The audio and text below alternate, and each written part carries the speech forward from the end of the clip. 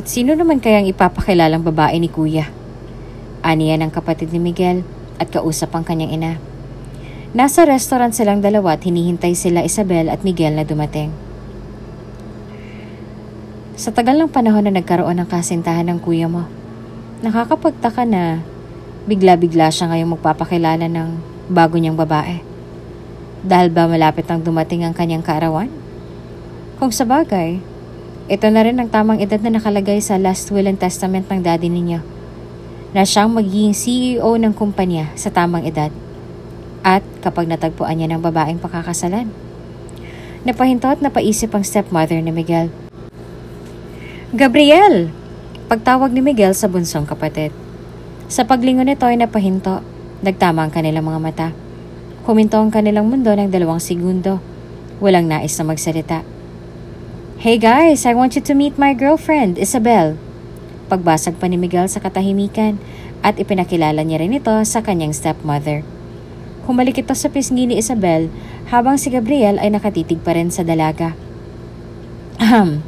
Pagtikim pa ni Miguel. Do you know my girl, bro? Bigla namang natauhan si Isabel at akmang sasagot. Hell no! Pang-aasar na mga ngiti ang ibinigay sa nakatatandang kapatid. Yumuko na lamang si Isabel at sumakay sa bangkang nais ilangoy ni Gabriel sa ilog. Ngunit sa pagkakataong to, nakahinto ang bangka sa isip niya. Sino mag-aakala ang mapaglarong tadhana ay iikot sa buhay nilang magkapatid? Ang dating nobya, ngayon ay kasintahan na ng kanyang nakatatandang half-brother. Wala siyang pinagbago. Mga salitang naglalaro sa isip ni Gabriel. Maganda pa rin at walang kupas. Dagdag pa nito sa kanyang isipan. Kung bago ka pa lang sa channel na ito, Ate Jane TV, huwag kalimutang pindutin ang notification bell and subscribe button. Sana po hindi naman malaking abala sa inyo ang pagpindot ng subscribe button dahil ang kapalit po nito ay ang pagsuporta para makapag-produce ng mga libreng stories sa mga channels ni Ate Jane. Maraming salamat!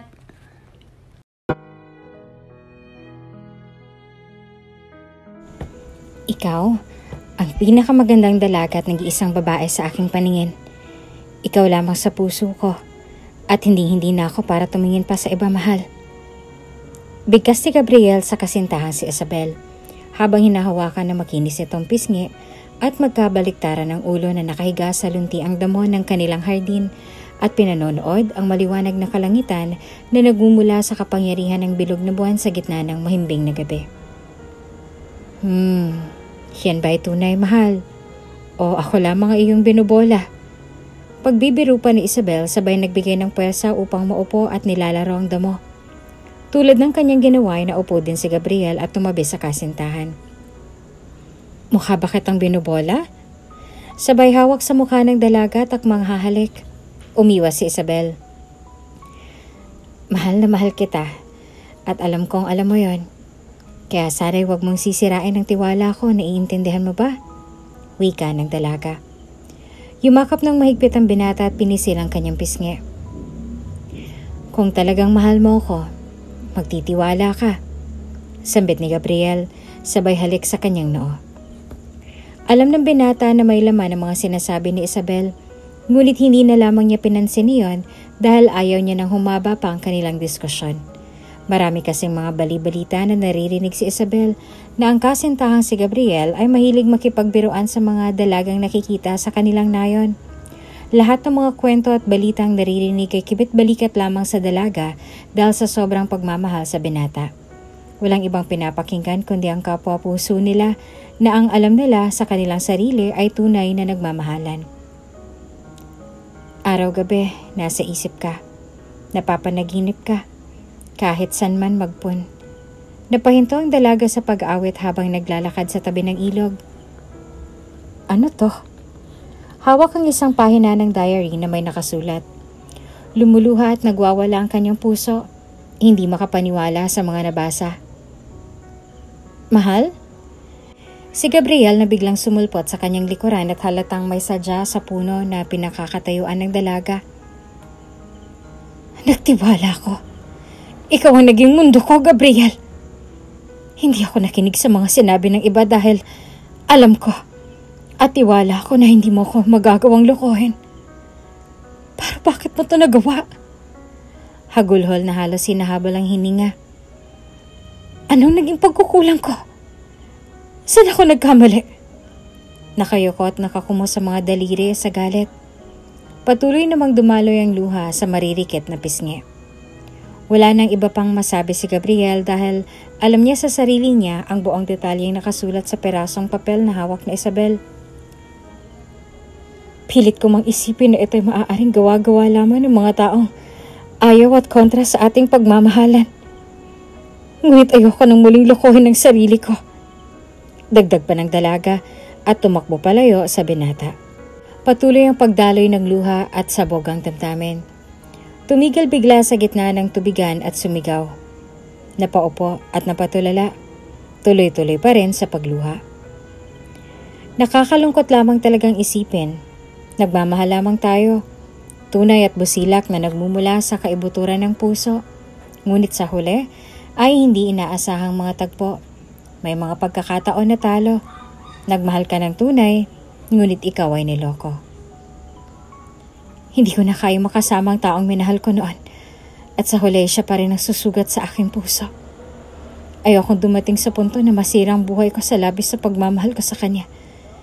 Kailangan kong matuto na mabuhay mag-isa at harapin ang katotohanan na hindi talaga kami para sa isa't isa. Mga salitang binibigkas ni Isabel sa kanyang isip habang nag-aayos ng mga gamit at nag-aal sa balutan na. Napagdesisyonan niya na naiwan ang kanyang dating nobyo at makipagsapalaran na lamang sa Manila. Magandang umaga po. Pagbati ni Isabel sa isang babaeng may edad 30 at nakasuot ng apron.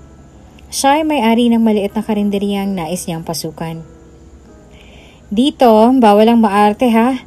Dapat maagang gigising dahil mamimili tayo ng para sa paninda at lulutuin. Kailangang masipag ka at bawal tatamad-tamad. May kusa at huwag mareklamo, naiintindihan mo ba? Dire-diretsong pagsasalita ng may-ari ng karinderya. At hindi pala ganong kalaki ang sahod dahil bago ka pa naman. Mukha pa namang hindi ka marunong maghugas ng plato. Dagdag pa nito at may halong pagbibiro. Sa kagustuhan na magkaroon ng trabaho at makalimot ay tinanggap niya ang trabahong ito. Hindi niya na inisip ang pagod na mararamdaman at sa maaaring kalabasan nito sa katotohanang wala talaga siyang alam sa pagluluto, lalo na sa paglilinis. Pag gusto mo, magagawa mo. Ito palagi ang kanyang sinasabi at pagbibigay lakas loob sa sarili na magagawa ang mga gawain sa araw-araw at sa kanyang pagtsatsaga ay natuto rin naman si Isabel sa pagluluto at marami nang nalalaman sa mga gawaing kusina. We're hiring for all call center agent. Isang poster na nakapaskil sa tapat ng poste ng kanilang karinderya. If ever you're qualified for the job, we will give you a phone call. Thank you and have a nice day. Paulit-ulit na sinasabi ng mga taong pinapasahan niya ng resume. I'm sorry but we need an applicant to have experience regarding calls. Pagtatapat sa kanya ng isa pang nakakataas na empleyado matapos ang kanyang interview sa isang call center company. Sinubukan man ay bigo dahil wala talaga siyang kaalaman sa trabahong to. Hindi pa rin siya nawala ng pag-asa at muling naghanap ng pwedeng maging trabaho dahil kanyang napagtanto na hindi sumasapat ang kanyang kinikita sa karinderya. Sa isang website ay may nakita siyang nakapost, Girlfriend for hire. Sinubukan niya ito at walang alinlangan na pinasa ang kanyang resume. Hello? Ginising siya ng isang tawag mula sa isang lalaki. Yes, hi. May I speak with Miss Isabel? Aniya ng napakabruskong boses sa kabilang linya. My name is Miguel and I'm directly talking with you regarding an important matter. It sounds weird but yes, you're hired to be this girlfriend thing. And you're going to act not just my girlfriend, but as my fiancé. Dagdag pa nito. Magandang umaga rin sa'yo. Tugon ng dalaga. Ngunit maaari ko bang malaman ang dahilan kung bakit kailangan mo nang magpapanggap bilang kasintahan mo? Tapos magiging fiancé mo pa. Well, for your own information about me, I am one of the richest businessmen here in our country. Not to brag. And as a businessman, I have goals. Too much to handle dreams and achievements in life. One of those is being the CEO of my family's company. And I need a woman that is going to pretend to be my fiancé to prove to my family that I am matured enough, responsible, to manage my own family and my own company. And I think I had given too much explanation here. You're going to be paid anyways, unless you reject my proposal, so count me in. Pagputol ng dalaga sa mga susunod pa sanang sasabihin ni Miguel. Sa kabilang linya, kakatapos lamang ng tawag. I am very desperate to do such thing para hindi maagaw ng half-brother kong posisyon as CEO of our company. Habang kinakausap ang sarili sa tapat ng isang wall na salamin at nakikita ang refleksyon ng kanyang imahe. Whatever it takes, and even if I use my fake vows with a stranger. Kinabukasan, Linggo, day off ni Isabel. Asa na ba yung taong yun? Kalalabas lamang ni Isabel sa isang simbahan matapos makinig ng misa. Dito siya susunduin ni Miguel upang magkaroon ng maayos sa pag-uusap. Suot ang bestida na kulay rosas, nakalugay ang buhok na kulot, at walang bahid na kolorete sa muka. Ngunit namumukadkad ang kagandahan sa simple at mapangakit niyang mga mata dahil sa haba ng mga pilik mata nito. Maya-maya pa ay napahinto ang isang itim na kotse. Binaba nito ang suot na salamin at napatitig sa magandang dalaga. Tumigil siya sa harapan ni Isabel at sumenyas na sumakay na sa kotse dahil puno ang parking lot ng simbahan. Hindi naman maintindihan ni Miguel ang kabog ng dibdib nang matitigan ng mas malapit ang dalaga, lalo na nung bigyan siya nito ng matamis na ngiti. Hi, it's me, Miguel. I'm sorry if we met this way. Bigla kita pinasakay sa car kasi, as you can see, wala talaga akong mapaparadahan. I'm really sorry. Pagbasag niya sa nararamdamang kaba. Okay lang. Buting nakuha ko agad na ikaw yan. Ewan ka ba, dire-diretso din naman akong sumakay. Natatawa namang sambit ng dalaga. Yeah, what if hindi pala ako yung ka-meeting mo today, diba? Pagbibiro pa ni Miguel, ngunit hindi maalis ang pagsulyap-sulyap nito sa salamin sa unahan upang masilayan ang marikit na dalaga sa kanyang tabi. So tell me, where do you want to eat? Tanong ni Miguel. Okay lang naman kahit saan. Basta maayos tayo makakapag-usap. Sagot naman ni Isabel. Dinala siya ni Miguel sa isang mamahaling restaurant. Isang Italian restaurant na iilan lamang ang kumakain dahil mga VIP lamang nakakapunta dito. Namamangha naman si Isabel sa mga nakikita at nahihiyang kumilos dahil first time lamang niya na pumunta sa ganitong klase ng restaurant. Why? Don't you like it here? Napansin kasi ni Miguel ang mga kinikilos niya. Come and have a sit. Si Miguel na mismo ang naglatag sa kanyang upuan. Hindi okay lang ako. Kasi, first time ko sa ganitong klase ng kainan. Sa kainan din kasi ako nagtatrabaho pero hindi ganito. Maingay doon tapos malangaw. Pagpapaliwanag naman ni Isabel. Napangiti na lamang din si Miguel sa mga sinabi ni Isabel at nagsimula ng magtanong. Saan ka ba nagtatrabaho ngayon? Paano yung trabaho na inaalok ko sa'yo? Sa isang karinderya. Dito lang din, malapit sa simbahan kung saan mo ako sinundo. Maayos naman na tugon ng dalaga. Huwag kang mag-alala. Kapag naging maayos naman ang kasunduan natin ay magre-resign ako doon para makapag-focus sa trabahong inaalok mo. Mariin pa nito. Nalibang ang dalawa sa mahaba-haba nilang kwentuhan at tawanan na tila matagal na silang magkakalala. Hindi rin maipaliwanag ang nararamdaman ni Isabel, ngunit ang alam lamang niya ay masaya siya sa pakikipagkwentuhan kay Miguel. Ganon din ang nararamdaman ng binata. Nalimutan niya ang stress sa trabaho ng panandalian at pawang walang kalungkutan na nararamdaman sa mga ngiting nasisilayan mula sa mga labi nito. Masaya sila at palagay ang loob sa isa't isa. Matapos silang kumain ay nagpa siya na umuwi si Isabel. Inihatid siya ni Miguel dahil na rin sa pagpipilit nito. Pagdating sa bahay na tinutuluyan ay dali-daling pinagbuksan siya ng binata ng pinto bilang pagbawi sa hindi maganda at unang pagkikita na nangyari sa simbahan. Katabi ng bahay na tinutuluyan ni Isabel ay ang karinderya na kanyang pinagtatrabahuan. Itinuro niya ito sa binata. Diyan ako nagtatrabaho. Sarado na lamang kaya hindi mo masisilayan ng loob, katulad ng kinuwento ko sa'yo kanina. Natatawa na naman na bigkas ng Isabel. Marami pa namang araw. Kahit hindi ka na dyan magtrabaho ay pwede naman natin yan puntahan para matikman ko naman ang mga luto niyo dito. Nakangiting sambit naman ni Miguel na may kislap ang mga mata dahil sa mga binigkas na salita at siguradong sigurado sa gagawing desisyon. Walang alinlangan at buong loob nito na ituloy ang plano na pagpapanggap. Mga ilang araw na lamang ay paninindigan na nila ang pagiging magnobyo at magnobya sa harap ng pamilya at hindi magtatagal ay magiging mag-asawa. Maisalba lamang ang kumpanya sa stepmother at sa half-brother niya. Matagal ng panahon simula nang pumanaw ang ina ni Miguel. Nag-iisa siyang anak sa tunay na pamilya. Ngunit dahil sa maagang paglisan ng dating asawa at pangungulila mula dito, ang ama niya ay muling nakakilala ng isang babae at muling nag-asawa. Nagbunga ito ng isang anak na lalaki. Hindi kalaunan ay pumanaw rin ang ama at naiwan ng halos 70% ng ari-arian nito kay Miguel at ang naiwang 30% ay pinaghatian ng mag-ina bilang pangalawa lang pamilya. Kasama sa pamanang ito ang pagiging CEO ng kanilang kumpanya na sa pagdaan ng panahon ay iningatan ni Miguel na makuha. Nakasaad kasi sa last will and testament ng kanyang ama na kinakailangan muna niyang makapag-asawa sa tamang edad at tamang panahon.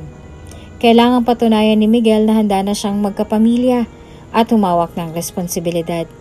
Sa ganong sitwasyon ay mapapalakad niya ng maayos ang kumpanya. Walang ibang naisip si Miguel na gawin kundi ang gumawa ng plano para dito. Ngunit sino mag-aakala na sa paraang ito, pinaramdam ng kanyang puso ang tunay na pakay ng kanyang damdamin.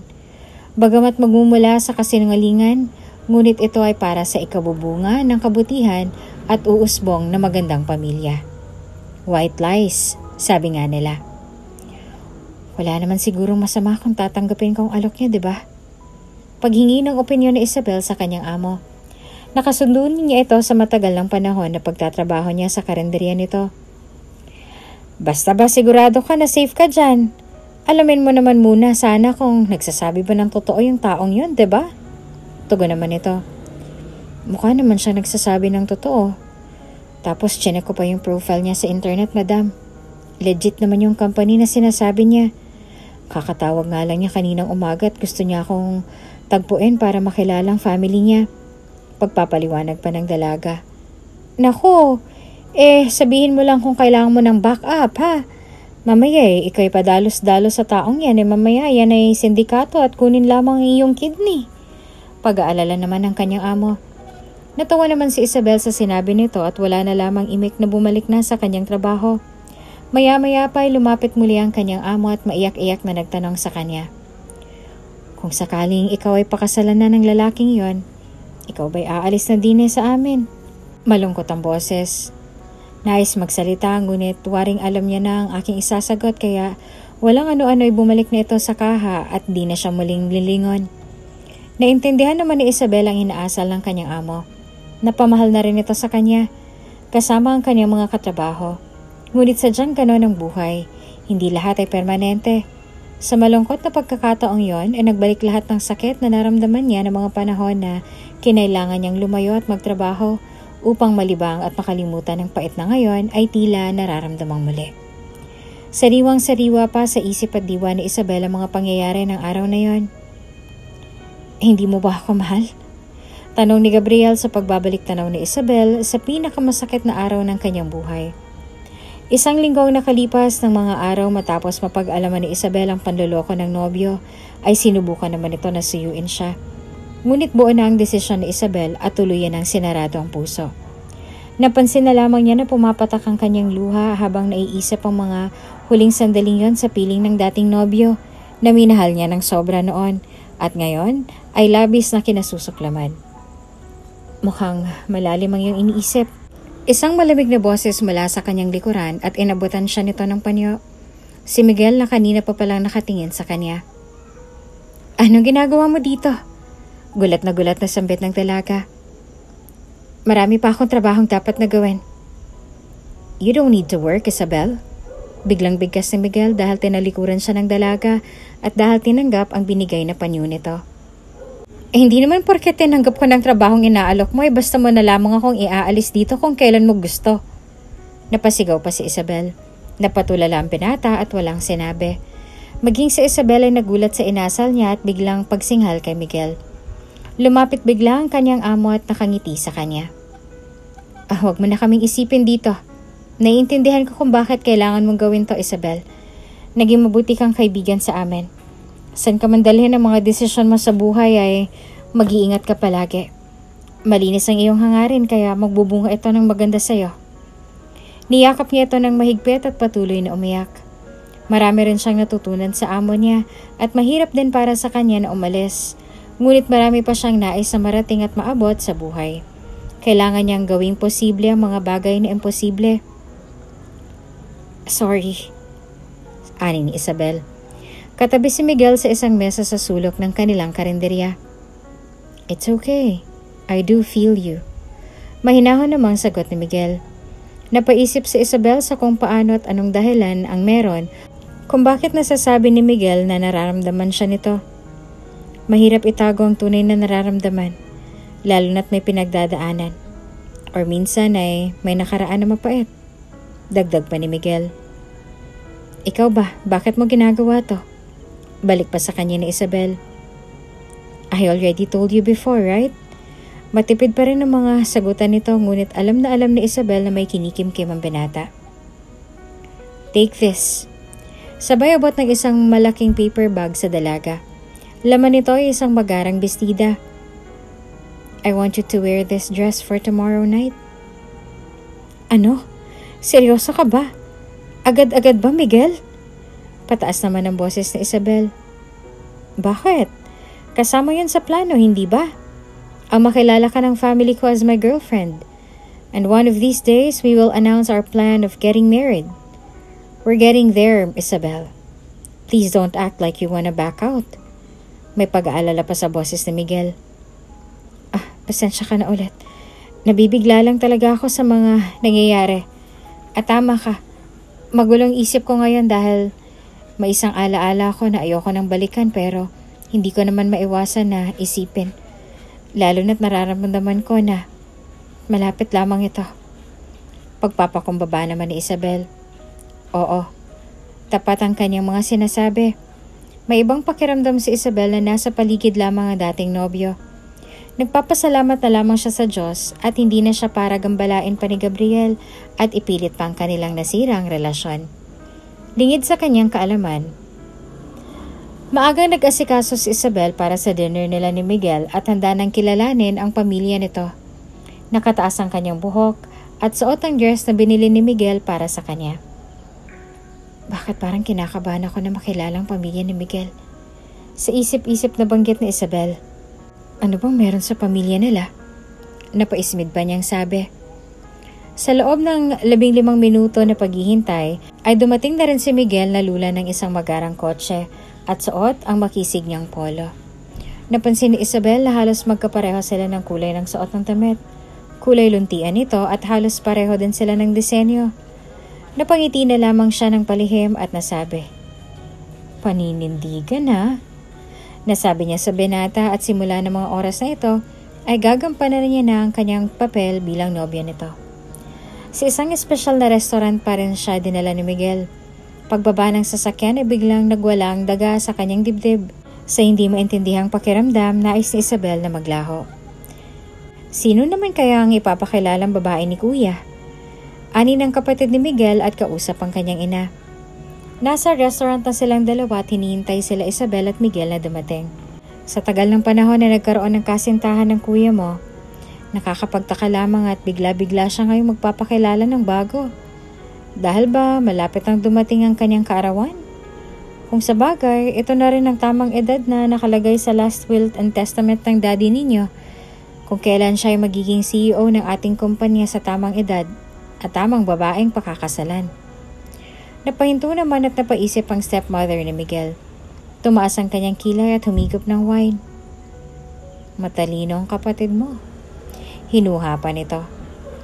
Sa matatanaw na parking lot ay isang babaeng hindi maigalaw ang katawan sa galit na nararamdaman. Hindi makakilos dahil hindi malaman kung tutuloy pa ba siya o aatras. Kinalma naman siya ni Miguel na noon ay katabi niya at hindi rin maintindihan ang ikinikilos ni Isabel. Saglit pa ay naramdaman na lamang ni Isabel na biglang uminit ang kanyang palad na nooy nagkukumos sa galit. Namalayan na lamang niya na hawak na ni Miguel ang kanyang mga kamay. Mahigpit na hawak para mapakalma siya at maramdamang okay lamang ang lahat. Napatitig siya kay Miguel at humingi muli ng paumanhin. Ngumiti na sa kanya si Miguel at nagtanong, "Handa ka na ba, love?" Lalo na siyang sinakloban ng malamig na hangin sa halo-halong emosyon na nararamdaman. "Love?" sa isip-isip ni Isabel. At nagsimula na nga silang maglakad papunta sa mesa kung saan andon ang kapatid ni Miguel at ang stepmother niya. 30 hakbang patungo sa mesa. 1, 5, 11, 20. Bumibilis sa mga hakbang. 29, 30. "Gabriel!" Pagtawag ni Miguel sa bunsong kapatid. Sa paglingon nito ay napahinto. Nagtama ang kanilang mga mata. Huminto ang kanilang mundo ng 2 segundo. Walang nais na magsalita. "Hey guys, I want you to meet my girlfriend, Isabel." Pagbasag pa ni Miguel sa katahimikan at ipinakilala niya rin ito sa kanyang stepmother. Humalik ito sa pisngi ni Isabel, habang si Gabriel naman ay nakatitig pa rin sa dalaga. "Ahem," pagtikim ni Miguel. "Do you know my girl, bro?" Bigla namang natauhan si Isabel at akmang sasagot. "Hell no!" Pangaasar naman ng ngiti ang ibinigay sa nakatatandang kapatid. Yumuko na lamang si Isabel at sumakay sa bangkang nais ilangoy ni Gabriel sa ilog. Ngunit sa pagkakataong ito, nakahinto ang bangka sa isip niya. "Shall we eat?" Pagpapalit ng pahina ni Miguel. At habang kumakain, "Is it okay if you share with us? Paano kayo nagkakilala, iho?" Panimulang pagtatanong ng stepmother ni Miguel. "You wouldn't believe, tita, but I met her in the church." Sagot naman ni Miguel. Mataas ang kanyang kumpiyansa sa mga isasagot nila sa maaaring maging katanungan ng mag-ina. Bago pa man sila maghiwalay ng landas noong gabi na dinalaw niya si Isabel, ay naturuan niya na ito ng mga dapat sabihin. "Nasa likod po ako ng simbahan sa may chapel na noong mga oras na yun at nakilala ko si Miguel. Napagkamalan niya po akong nagbebenta ng kandila sa dami kong hawak at gustong sindihan." Napatawat dinikit ang pisngi kay Miguel. Napatingin naman si Gabriel at pilit na itinatago ang nararamdamang pagsiselos. "I didn't know that you like going to church, iho. Cause the last time that I remember, you never ever go to church since your mom died." "Well, based na rin sa kwento ng daddy mo every time na magsisimba kami, and I always tell him to bring you with us. But instead, you love staying in your room daw and find your peace there." Nakakagulat lang kasi never ka namin nakasama sa pagsimba noong nabubuhay pang daddy mo. Aniya habang umiinom ng wine. "Actually, hindi naman po ako nagsimba that time. It's just that napadaan ako and then napatingin ako sa isang malaanghel na imahe na naglalakad ng mga oras na yon. At si Isabel po yun, tita." Hindi magpapatalo si Miguel sa mga panguhuling ginagawa ng kanyang stepmom. Okay. Kibit balikat na lamang ang kanyang stepmom.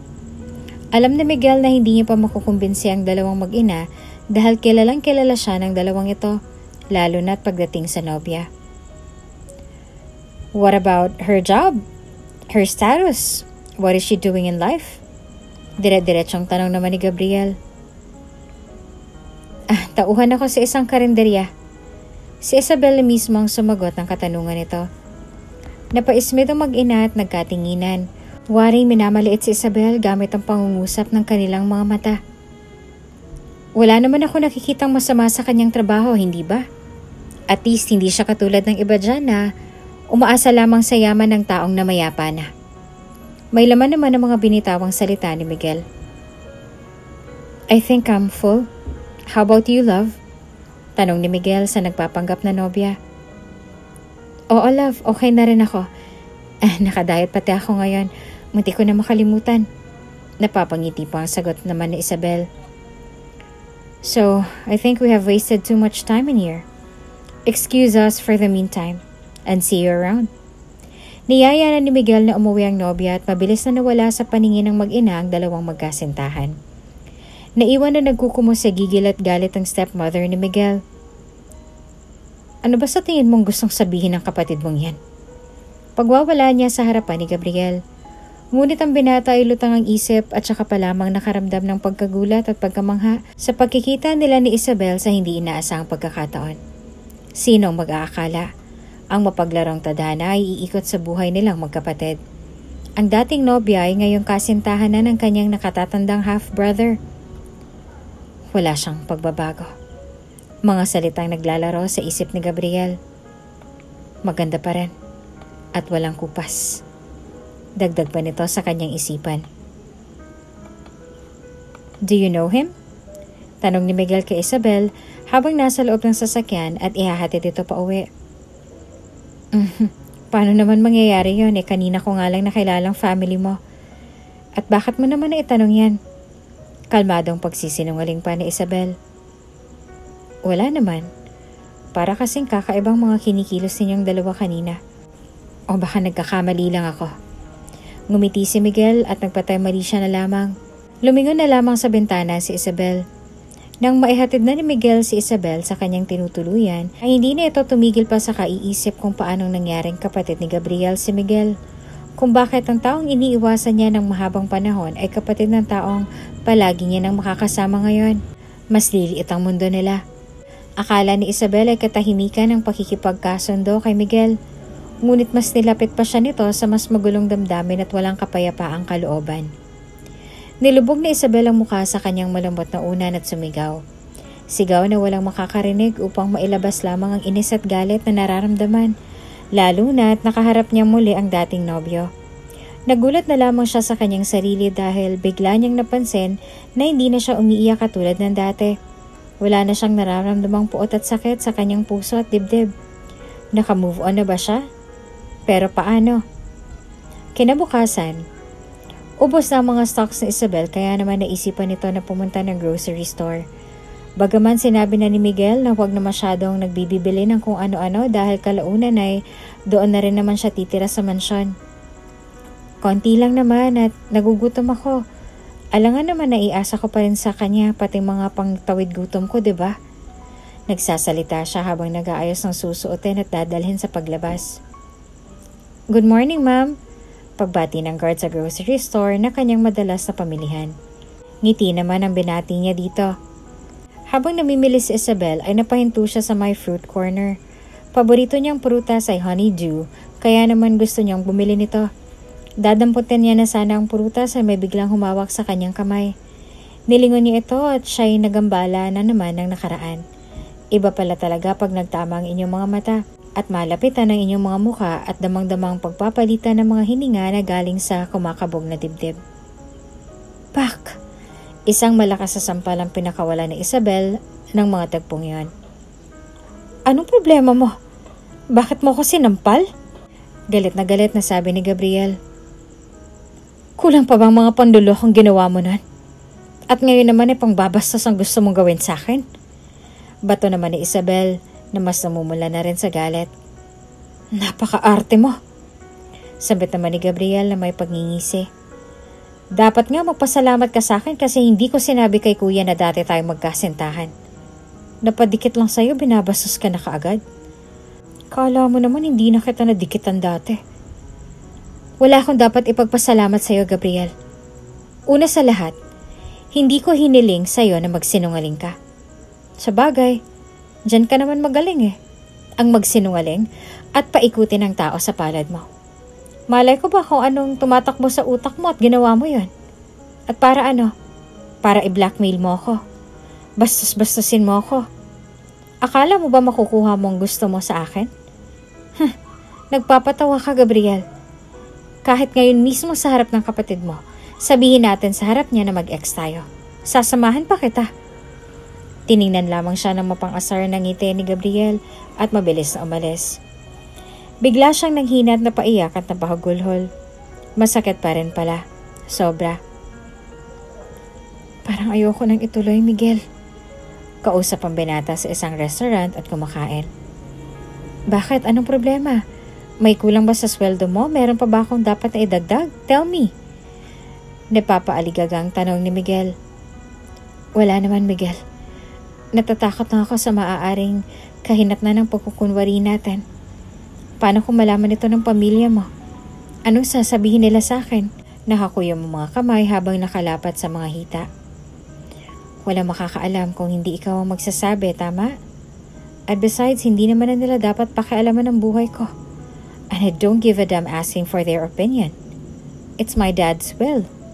Ayoko masayang pinaghirapan niya kung mapupunta lang sa mag-inang yan. Nabiglang mga salita ni Miguel. Kaya pala kinailangan nating magkunwari. Nasagot mo na rin ang katanungan ko. Pero hindi ba pamilya mo naman sila? Sabi naman ni Isabel.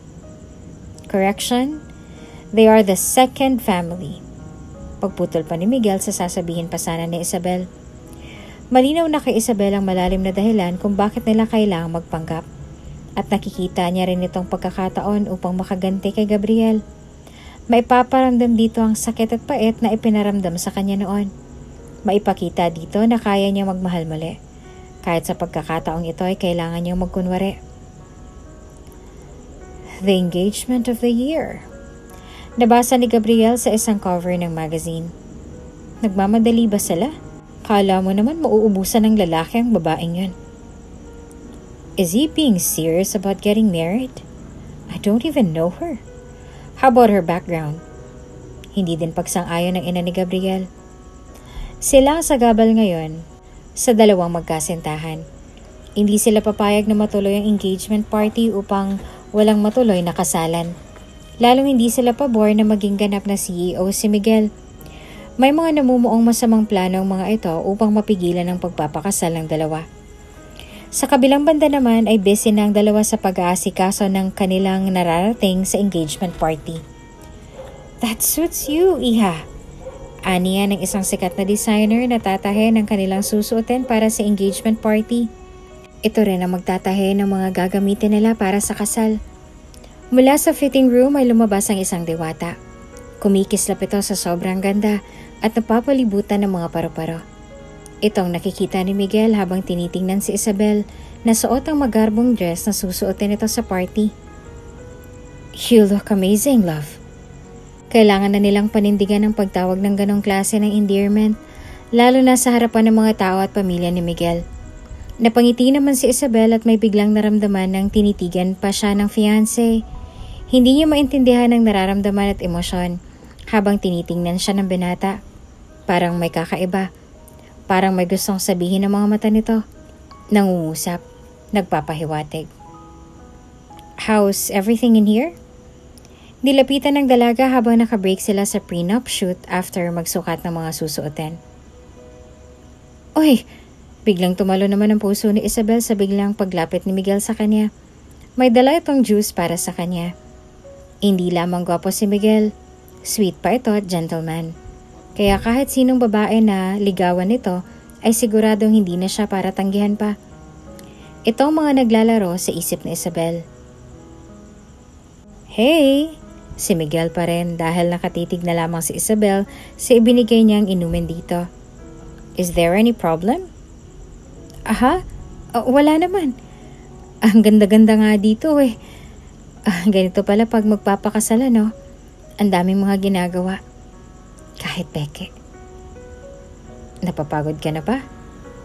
Hindi Tuwang-tuwa nga ako eh. Masaya pala to. Lalo na siguro sa mga taong tunay mong nararamdaman na para sa isa't isa. Tumingin na naman sa kawalan ng dalaga. We could make it real if you want to. Pabulong naman na sabi ni Miguel. Ano? Did I say anything? Wala Pagtanggi naman ito. Sa katotohanan ay malinaw naman itong narinig ni Isabel.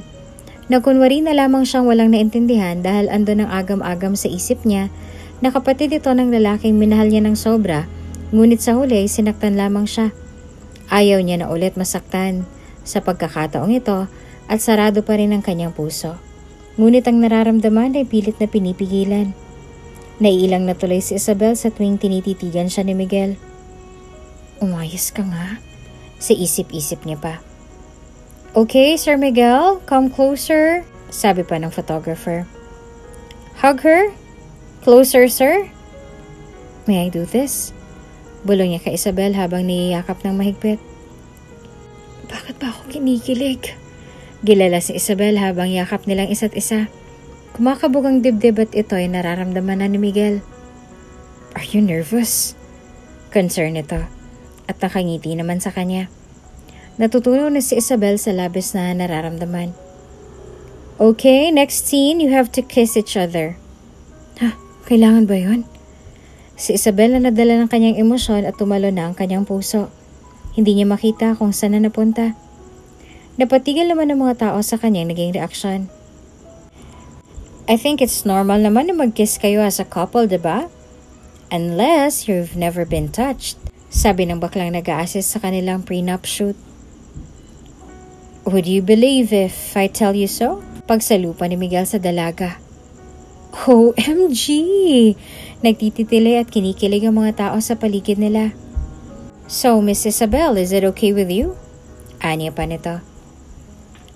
Oo naman. Sorry kasi hindi lang talaga ako sanay na showy. Alam niyo na yun. Wala na siyang masabi kung hindi ang matawa na lamang sa sarili. Bakit kailangan niya mag-react ng ganoon? Fiancé niya si Miguel at ang paghalik ay normal para sa magkasintahan. Halik. Nagulat na lamang si Isabel na naglapat na ang kanilang mga labi. Napakalambot ng mga labi ni Miguel at ramdam mong walang ibang nagmamay-ari nito. Sumasayaw ang puso ni Isabel sa saya. Oo, kakaibang saya na hindi niya maintindihan noong una. Oo, tama. Masaya siya at ayaw nang tumigil pa. Ayaw nang pakawalan. Ayaw niyang hintuan. Miss Isabel? Inaawat ang dalaga. Biglang tumigil si Isabel sa paghalik kay Miguel dahil tapos na pala ang scene nila, ngunit hindi pa rin siya humihinto sa paghalik sa binata. Tumutugon naman si Miguel dahil sa kakaiba ring nararamdaman. Kahit nung unang kita pa lamang niya kay Isabel. Napapatawan na lamang sila sa isa't isa. Hindi malaman kung kinikilig ba si Isabel o naiinis. Paulit-ulit sa isip niya ang ginawa niyang paghalik sa binata. Ano ka ba, Isabel? Trabaho lang, di ba? Kinakausap ang sarili sa salamin. Ano yung nararamdaman mo? Parang iba na yan Pagmamaktol pa nito sa sarili. May biglang kumatok sa kanyang pintuan. Isabel? Oh my God, si Miguel. Bulong niya sa sarili at hindi na naman magkamayaw kung ano ang gagawin. Inayos ang sarili at pinagbuksan ng pinto ang binata. Ngunit pagbukas ng pinto ay si Gabriel ang bumunga dito. Akma niyang sasara ng pinto ngunit malakas ang mga braso ng binata at wala siyang nagawa hanggang sa makapasok ito. Ano ba talagang intensyon mo sa pamilya ko? Dire-diretsong hinawakan ni Gabriel ang kanyang mukha at pinisil ito na akala mo'y nanggigigil sa galit. Nasasaktan ako, Gabriel, ano ba? Sigaw ng dalaga. Gumaganti ka ba dahil sa nangyari sa atin nun? Ginamit ni Isabel ang tuhod upang makaalis sa pagkakahawak ni Gabriel sa kanyang mukha. Itinama niya ito sa sikmura ng binata at tuluyan ang nakawala. Kung pwede ko lang ibalik ang nakaraan, Gabriel. Kung pwede ko lang ibalik ang mga panahon na sana hindi na kita nakilala. Na sana hindi ka na lang naging parte ng nakaraan ko. Galit na si Isabel. What's going on here? Biglang dumating si Miguel. I think it's time for you to know, kuya. Nakangising sagot naman ni Gabriel. Oo. Putol naman ni Isabel. Oras na para malaman ni Miguel. Para matapos na to. Tumingin si Isabel kay Miguel na nangingilid ang mga luha. Dati kong nobyo si Gabriel.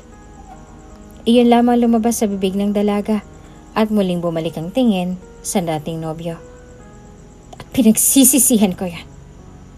Kung mas napaaga pa sana si Miguel nun at siya ang nakilala ko, hindi ko na sana mararamdaman ang sakit at pait na hanggang ngayon ay nandito pa rin sa dibdib ko. Hindi pa nakontento ang tadhana at andyan ka pa rin. Binabalik lahat ng sakit. Hindi na napigilan ng sarili at tuluyan ng umiyak. Napayuko na lamang si Gabriel at nilandas ang pintuan. Maya-maya pa'y lumakad na ito palabas ng bahay ni Isabel. Naiwan ang dalawa sa loob at binalot ng katahimikan. Patawarin mo ako, Miguel. Hindi ko agad nasabi sa'yo. Sabit ni Isabel habang pinupunasan ng mga luha. Tumikim naman ang binata at tumalikod. You don't have to say sorry. We are just pretending, right? I don't care about your past with my half-brother. Anyway, we will just keep going. And please do your job. Umalis na rin ito at naiwan na mag-isa si Isabel. Para namang sinampal si Isabel sa mga binitawang salita ni Miguel. Sinampal siya ng katotohanang hindi kailanman magiging totoo ang binata sa kanya, na ang lahat ng pagkukunwari nila ay mananatiling laro lamang at kasinungalingan. Lahat ng akala niya ay nagkaroon ng kasagutan. Ang akalang gusto rin siya ng binata ay walang katotohanan. Nangarap lamang pala siya at sa kabilang banda, umasa. Pagsakay ng sasakyan ay napahampas sa manibela at nagkukumo sa galit. San ba siya nagagalit? Dahil nalaman niyang dating nobyo ni Isabel ang kanyang kapatid o sa mga binitawang salita ng dalaga? I shouldn't talk to her like that. Sabay subsob sa manibela. Sa mansyon. Hello. Good morning, detective. What took you so long? Ang stepmother ni Miguel. I'm sorry, ma'am. Nagkaroon lang po ng personal problem. Sagot naman ng detective sabay abot ng isang brown envelope. But I have paid you already.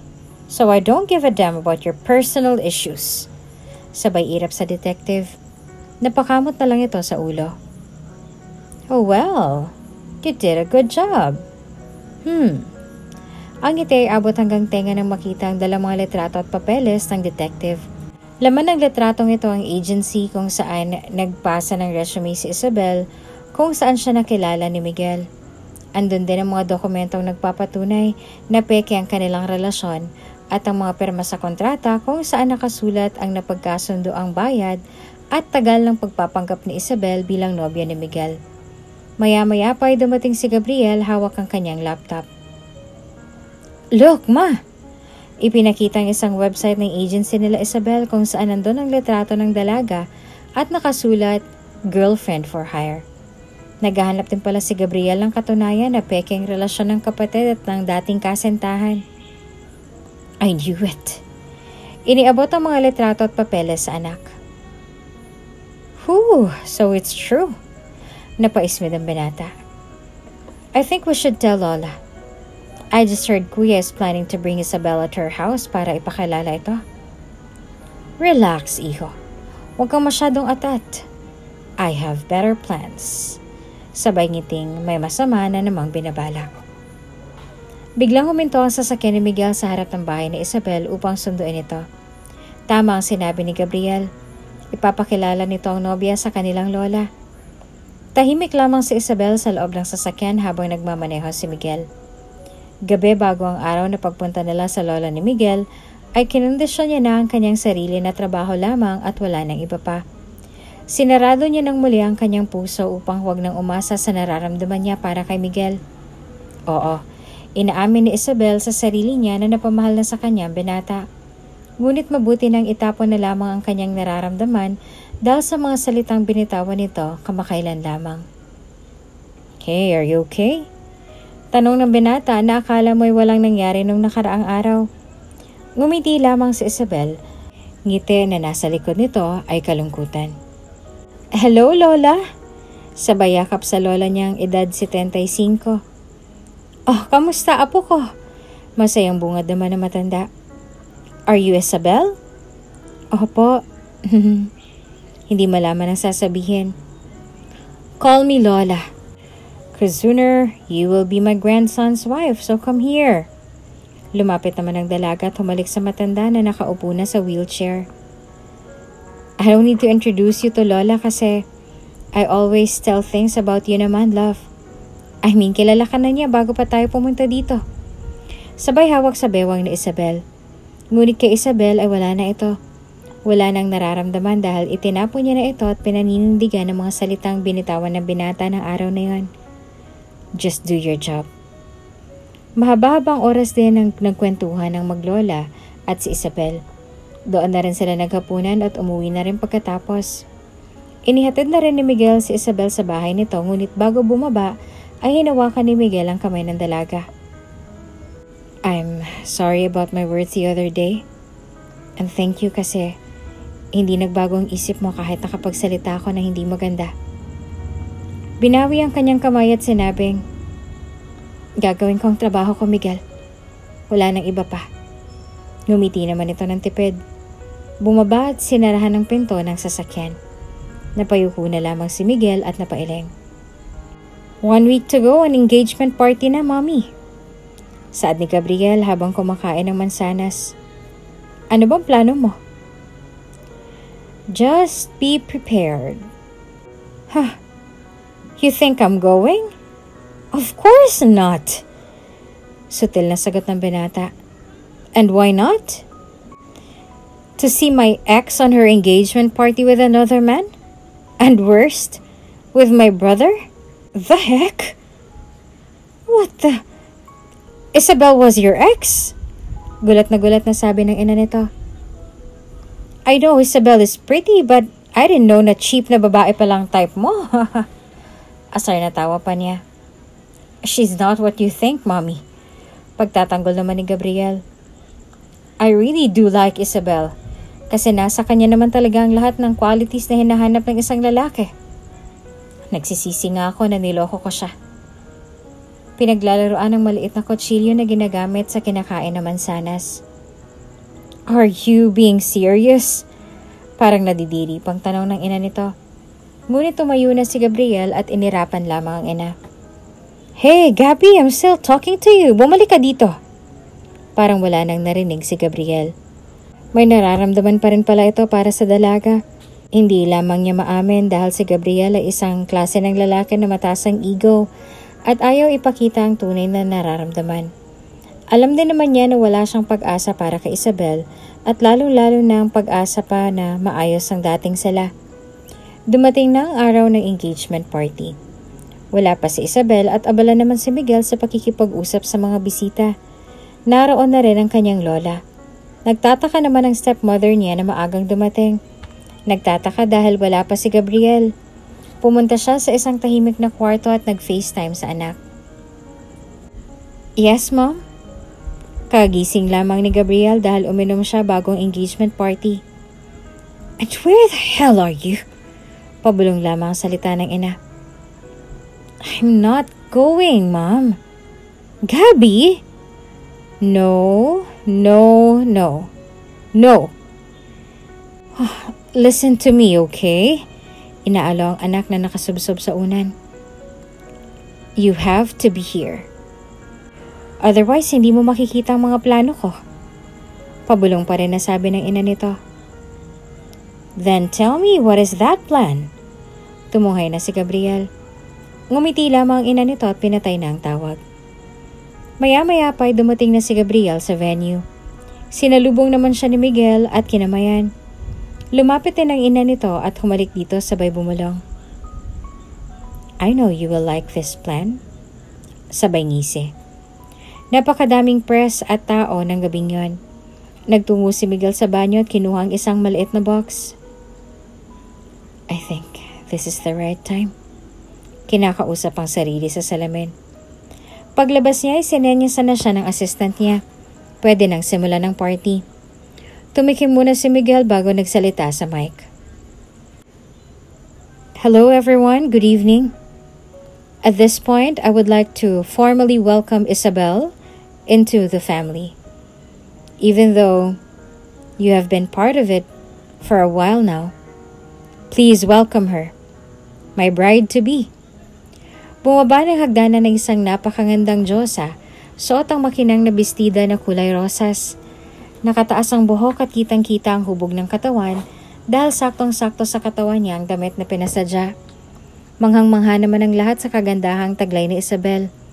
Maging ang dating nobyo ay napainom ng brandy dahil sa sobrang bilis ng tibok ng dibdib nang makita ang dating kasintahan. Bumabalik ang mga alaala na siya pa ang kapiling nito at sinasambitan ng mga salitang naglalarawan sa dating nobya. Tunay naman na napakaganda ni Isabel at walang lalaki ang hindi gugustuhin ito.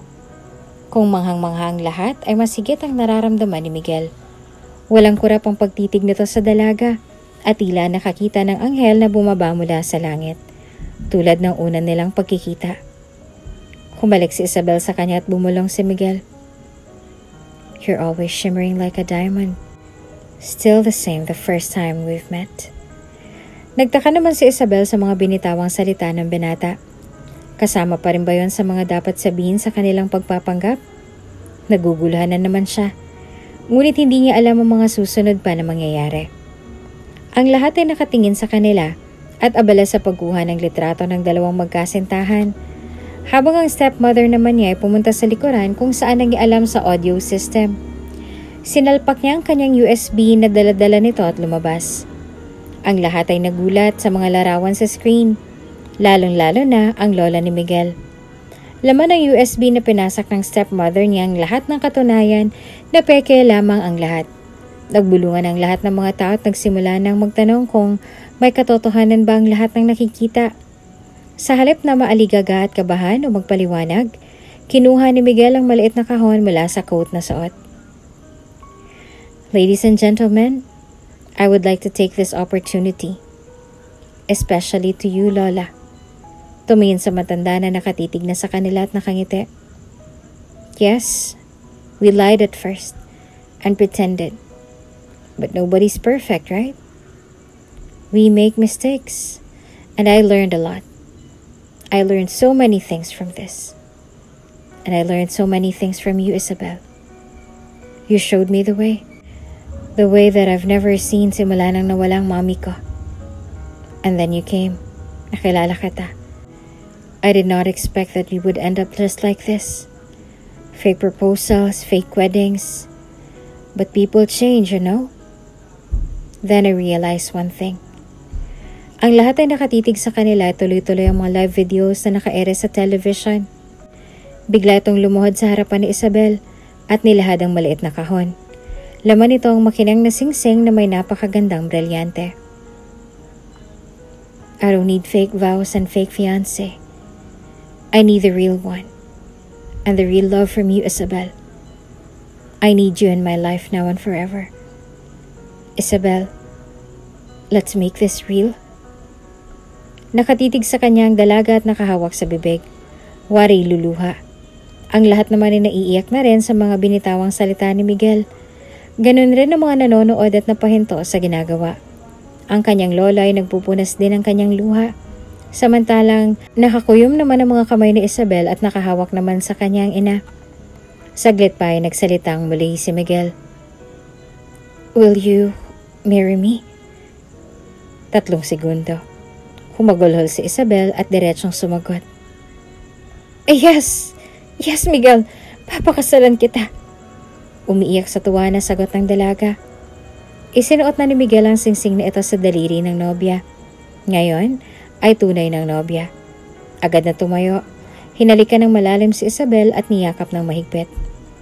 Nagpalakpakan naman ang mga tao at nagdiwang din sa kanilang kasiyahan. Lumabas man ang katotohanan na nagsinungaling sila, ngunit napatunayan rin ni Miguel ang tunay niyang nararamdaman para sa dalaga. Hindi maiaalis sa mukha ni Isabel ang tunay na kasiyahan at ipinapakita ang daliri sa press suot ang makinang na singsing habang nakaakbay si Miguel sa kanya. Umalis na ang mag-inang hindi nagtagumpay ang plano. That's bullshit, Mom! Hey, watch your mouth! Pagsaway naman ng ina nito. Nakauwi na sila sa kanilang bahay. Is that the plan you're talking about? Balbal pa rin na sagot ni Gabriel. Shut up! Malay ko ba na may plano din yung stepbrother mo? Yeah, right. Tinalikuran na naman ng ina. Nagigigil naman sa galit ang stepmother ni Miguel.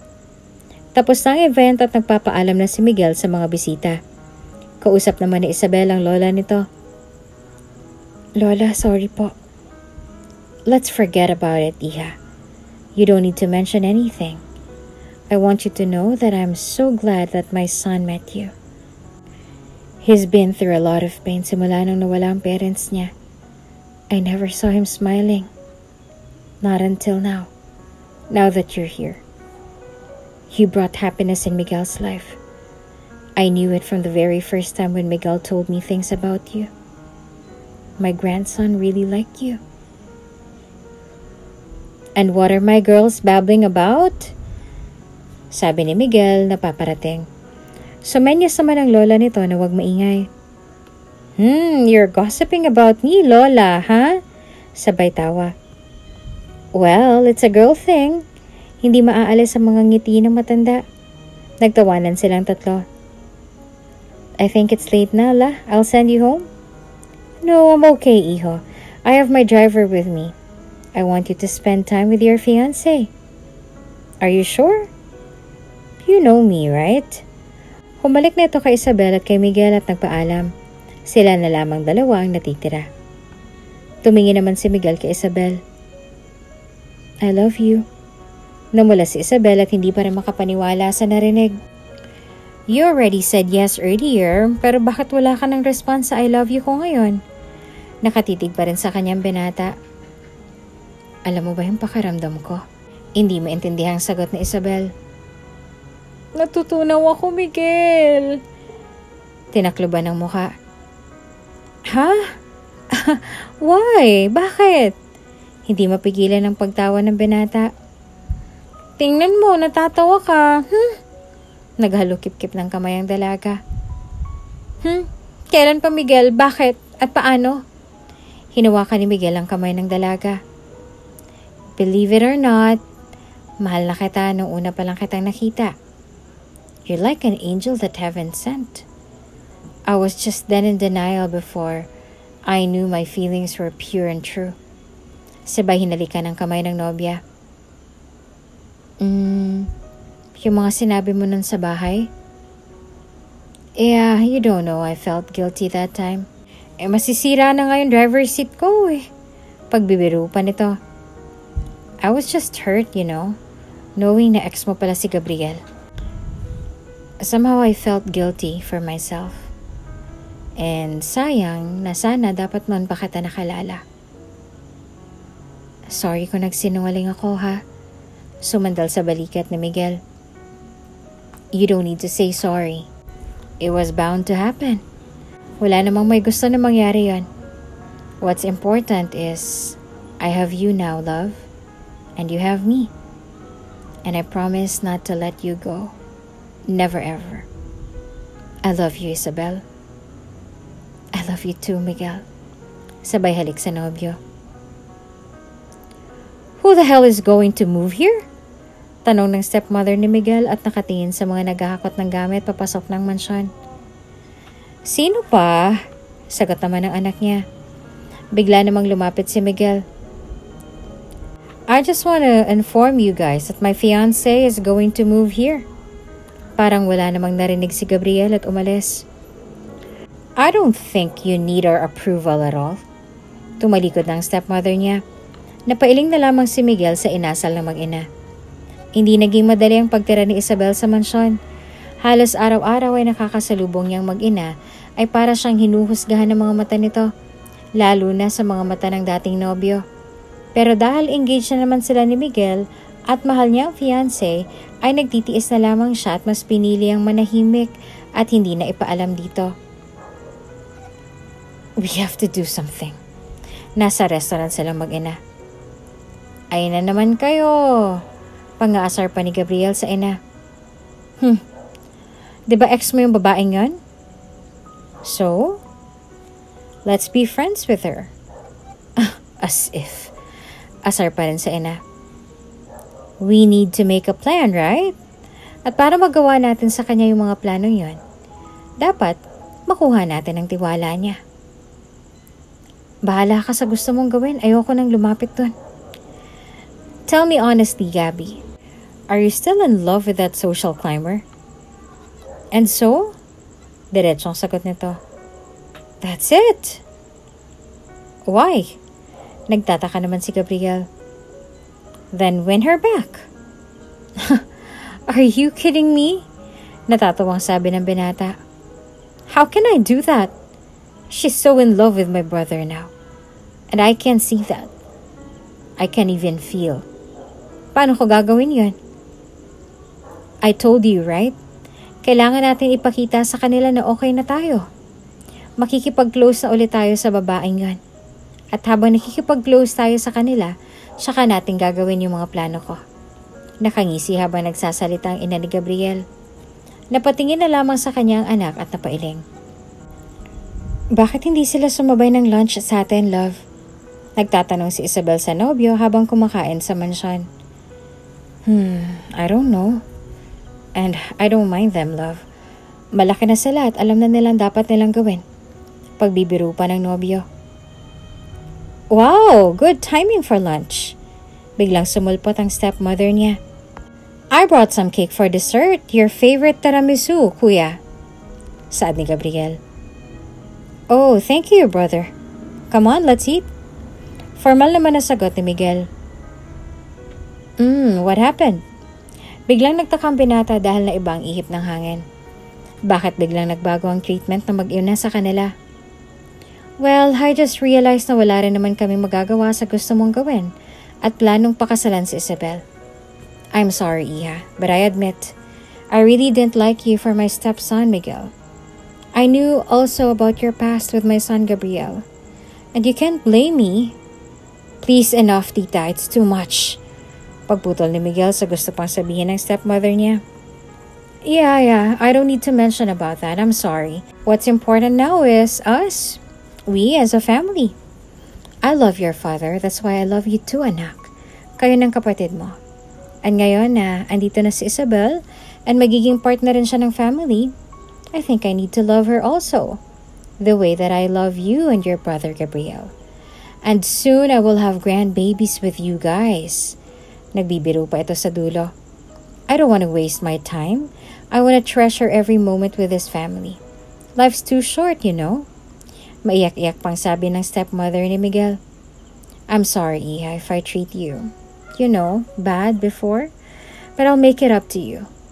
Hinawakan pang kamay ng dalaga na katabi niya sa upuan. Okay na po yun, tita. Kalimutan na lang po natin at magsimula na lang po tayo na para bang walang nangyari. Positibo at nakangiting sagot naman ni Isabel. I am sorry din, Isabel. Tama ka. Kalimutan na natin ang nakaraan and move on. I hope we can still be friends. Besides, you're my sister-in-law now. No more awkward feelings and avoiding each other. Just be you and be comfortable. Hope you can forgive me. Pinatawad na kita, Gabriel. Simula na makilala kong kapatid mo. Hinawakan naman ni Miguel ang kamay niya at kitang-kita iyon ni Gabriel. Pero hindi ipinapahalata ng binata ang nararamdamang selos. Sa halip ay gumiti siya at pinakitang masayang-masaya siya para sa magkasintahan. Wala siya lang kamalay-malay sa masamang balak at plano ng mag-ina. Paniwalang-paniwala sila sa pinapakitang kabaitan ng dalawa. Ngunit sa likod ng mga ngiti ay nakataas ang kilay at gigil na sa patibong na hinanda ng stepmother ni Miguel. I have a meeting out of town, love. Saad ni Miguel habang nakayapos sa nobya at nakahiga na para matulog. Kailan naman, love? Bigla namang nalungkot ang boses at tumarap sa nobyo. On Sunday? I'm not sure if I can make it back by Monday. As soon as matapos agad yung meeting, I'll book a ticket and go back here. Kumalik naman sa noo si Isabel sa bayakap. It's okay, love. Andito naman sila, tita. Huwag mong pilitin kung mapapagod ka, okay? Malumanay naman na sagot ng nobya. But I don't think kakayanin kung hindi ka makita ng ganong katagal, love. Lambing naman ni Miguel.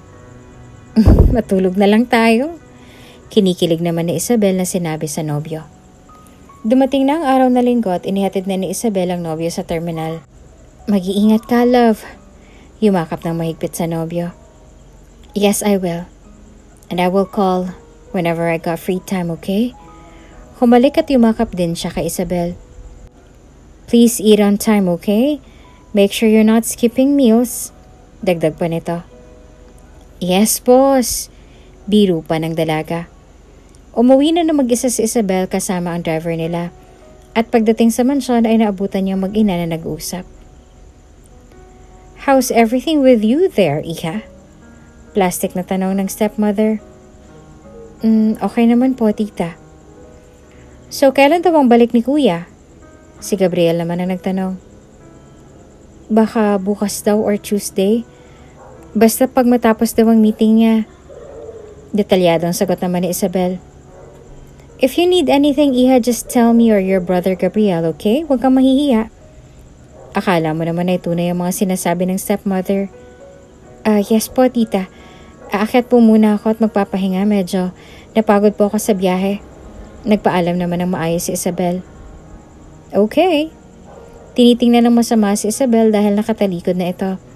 At nang nakaakyat na ito ay biglang bumalik sa dating bruhang katauhan ng stepmother at humarap sa anak. Nababasa mo ba ang naisip ko? Nakatingin kay Gabriel at namumuo ang mga balak. Maya-maya pa ay tumayo ang binata at wari pupunta sa taas upang gumawa na ng kalokohan. Hey, not now! Biglang hinilang kamay ng anak at pinaupo. Are you crazy? We can't do it now, anak. Relax ka lang dyan, okay?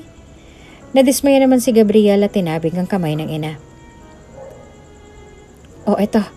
Bilisan mo lang paglalagay at baka may makakita. Inabutan ng capsule si Gabriel habang nasa garden sila mag-ina. She's inside the kitchen making lemonade. Si Isabel ang tinutukoy ng ina. Maya-maya pa ay dumating na ito. Dala ang tray na may 3 baso. Tumayo naman ang stepmother at naglakad-lakad. Tinawag si Isabel na kunwari may tinatanong tungkol sa mga halaman. Dito na sinimula ni Gabriel ang kanilang plano. Mabilis na nailagay ng binata ang gamot sa baso ni Isabel kaya naman ang matapos ito ay agad rin niyakag ng stepmother ang dalaga na bumalik sa kinauupuan nila. This looks good. You made it? Tanong nito kunwari kay Isabel. Medyo nauuhaw ako. Sabay lagok ng baso niya. Ayos tita, ako pong gumawa niyan. Gustong-gusto po ito ni Miguel kapag ginagawa ko to. Wow, it tastes really refreshing. Kaya naman pala nagugustuhan ka talaga ni Kuya. At uminom na rin si Gabriel. Nakatingin sila pareho sa baso ng dalaga at ni kaunti wala pang bawas. May nakabukas namang chips ang stepmother ng mga oras na yon. Sinubuan niya si Isabel. Napaubo naman ang dalaga dahil sa sobrang anghang nito. At hindi na napigilan na painom na rin ng tinimplang lemonade na sa kasamaang palad ay meron palang gamot. Ang gamot na ito ay isang sleeping pills na may kakayanang makapagpatulog ng tao ng ilang oras ang itatagal. Maya-maya pa ay bigla nang nakaramdam ng hilo at antok si Isabel.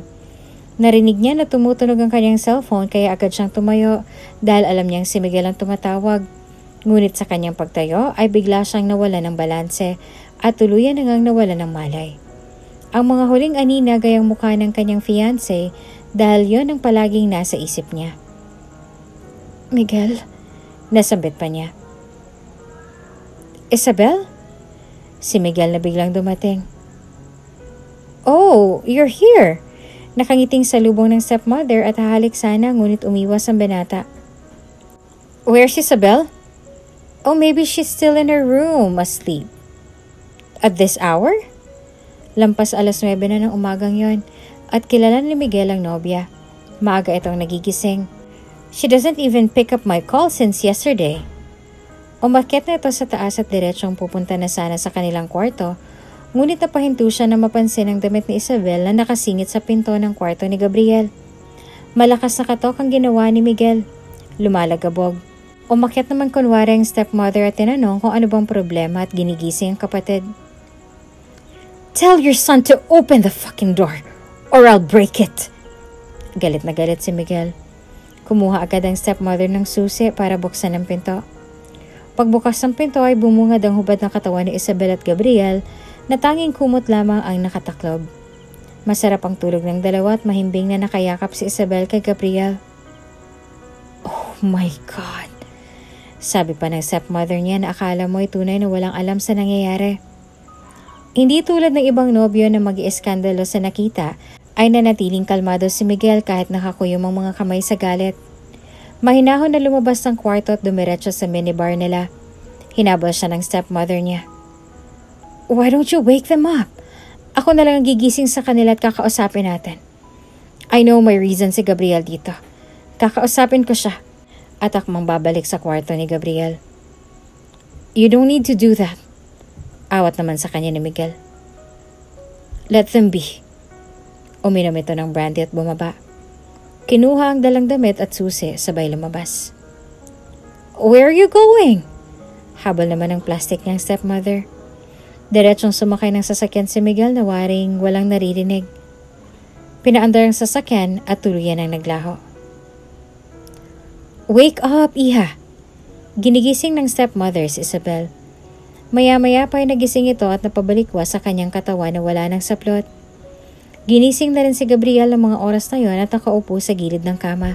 Nakayuko. Saka pa lang napansin ni Isabel na nasa kwarto siya ng dating nobyo. Napatayo siya at nagwala. "Bakit nandito ako?" Nagsisigaw siya. "Calm down, Iha." Napakagaling na pagkukunwari pa rin ng stepmother.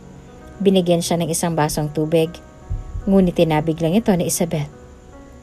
"Kayong dalawa, plinano niyo to. Natatandaan ko na hilo ako kahapon. At pagkatapos itong bubungad sa akin, pinagsamantalahan mo ako, hayop ka." Sinugod si Gabriel at pinagsasampal. Umawat naman ang ina. "Hey, Isabel, why are you thinking like that? Oo, bigla ka nawala ng malay yesterday. Pero dinala ka namin sa room mo. That's why I'm so shocked na nandito ka na sa room ng anak ko." "Ikaw, Gabriel, anong ginagawa mo? I thought you're okay now. Ano na lang sasabihin ng kuya mo?" Baling naman sa binata. "And why are you asking me?" Nagulat na nga lang ako kagabi kay Isabel kasi bigla siyang pumasok ng kwarto ko. Pagpapaliwanag ng binata na punong-puno ng kasinungalingan. "Sinungaling ka!" Galit na galit si Isabel. Akmang susugod ulit kay Gabriel ngunit inawat na muli ng stepmother. Pumiglas si Isabel at lumabas na ng kwarto.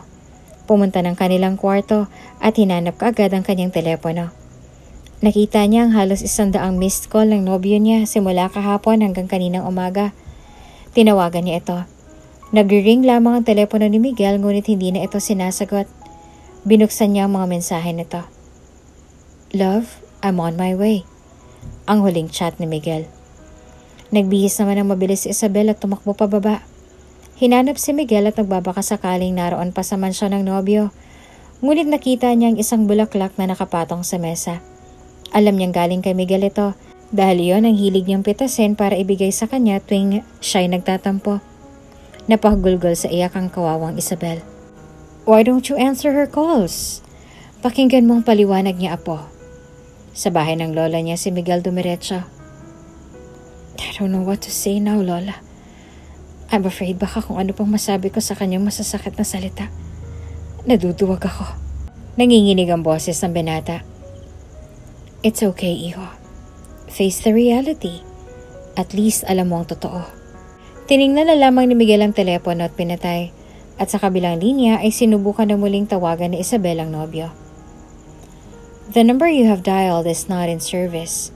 Please check the number and dial again." Operator nang sumagot. Umiyak na umiyak si Isabel. "Cheers!" Kampay ng stepmother sa kanyang anak.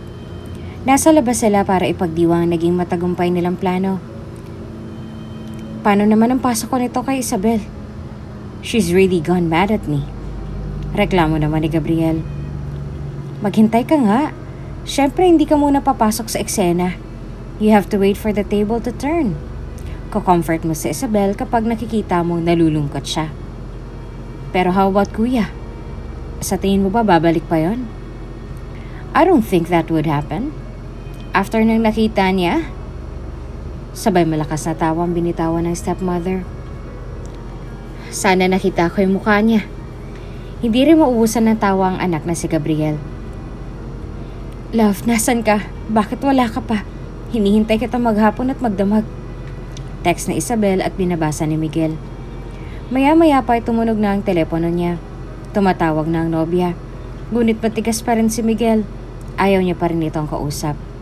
Tumigil ang pag-ring ng telepono at biglang lumapit ang lola niya.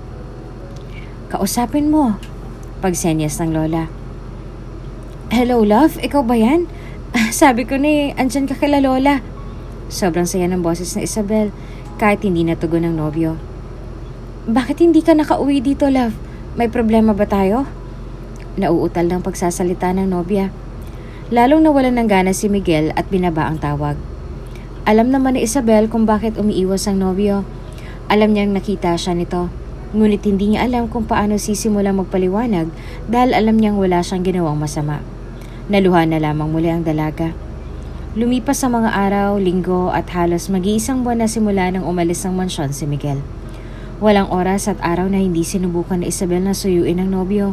Sa tuwing pupuntahan naman niya ito sa bahay ng lola ni Miguel ay ayaw naman magpakita at humarap nito.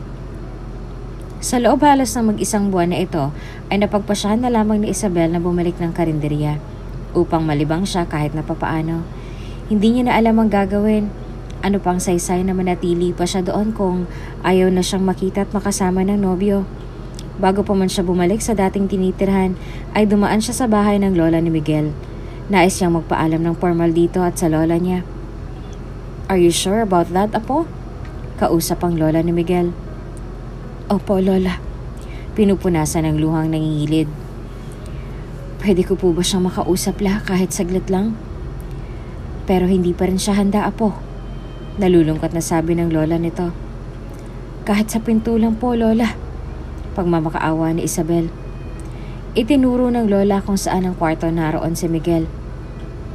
"Love?" Nagsimula na si Isabel na magsalita. At sa kabilang pinto ay nakatayo at nakasandal si Miguel, nakikinig. Nagulat siya sa biglang paghagulhol ni Isabel. "Love, miss na kita." Labis sa pag-iyak ang mga kasunod ng salitang lumabas sa bibig ni Isabel. Waring nahihirapan sa paghinga at walang tigil ang pagluha. "Kung alam ko lang na ganitong mangyayari sa ating dalawa, hindi na sana ako pumayag na umalis ka." Sige pa rin ang iyak. "Love, alam kong andyan ka. Hindi na kita pipilitin pang humarap sa akin. Andito ako para magpaalam. Naiintindihan ko naman kung bakit hindi ka umuwi. At nararamdaman ko nang gusto mong ipahiwatig. Ngayon naiintindihan ko na." Walang tigil ang pag-iyak. "Masakit ito para sa akin. Pero kung ito makakapagpagaan ng kalooban mo, ibibigay ko na. Pinapalaya na kita, Miguel." Lalong napahagulhol sa sobrang iyak ang dalaga. Sa loob ng kwarto ay nakikinig at umiiyak rin si Miguel. Matigas ang pusong pinipigilan ng sariling harapin ng nobya. "Mag-iingat ka palagi." Ayon na lamang huling salita na binitawan ni Isabel at narinig na lamang ni Miguel ang paglakad nito palayo. Pumikit at huminga ng malalim si Miguel. "You should take care of yourself, Iha. If you need help, please be at ease and don't hesitate to call me." Nag-iiyak rin ang lola. Tatalikod na sana sa Isabel ngunit napahinto ito at tiningnan ng daliri. Hinubad ang singsing at inabot sa matanda. "You must wear this. It's yours." Sambit pa nito. Hindi na po, Lola. Wala na po akong karapatan na para isuot yan." Inayos ni Isabel ang sarili at tuluyan na nagpaalam. Nasa labas na si Isabel at palabas na ng gate. "Coward!" Pamilyar ang boses na yon. Lumingon si Isabel at nagulat siya kung sino ang nasa harapan niya. Isang dipan na lamang ang kanilang pagitan. Nagtitigan sila habang hinahapo si Miguel at halatang halata na nanakbo pababa ng bahay upang mahabol ang nobya. Magsasalita pa sana si Isabel ay sinakbal na siya ng mga halik ng nobyo. Damang-dama nila ang sabik at pangungulila sa isa't isa. Malalim na halik at wari ayaw tumigil. Miss na miss nilang isa't isa. Ngunit maya-maya pa ay iba ng pakiramdam ni Isabel. May isang bagsak ang labi ng nobyo at habang tumatagal ay galit na mga halik ang ibinibigay nito. Nasasaktan na ang dalaga. Hanggang sa tinulak ang nobyo palayo. "Ano ba? Nasasaktan ako, Miguel." "What now?" Galit pa rin ang boses ng binata. "Di ba yan naman ang gusto mo? Yung hard sa'yo? Yung bastos at walang respeto? Do you like my stepbrother now?" Isang hagupit na sampal ang pinakawala ni Isabel.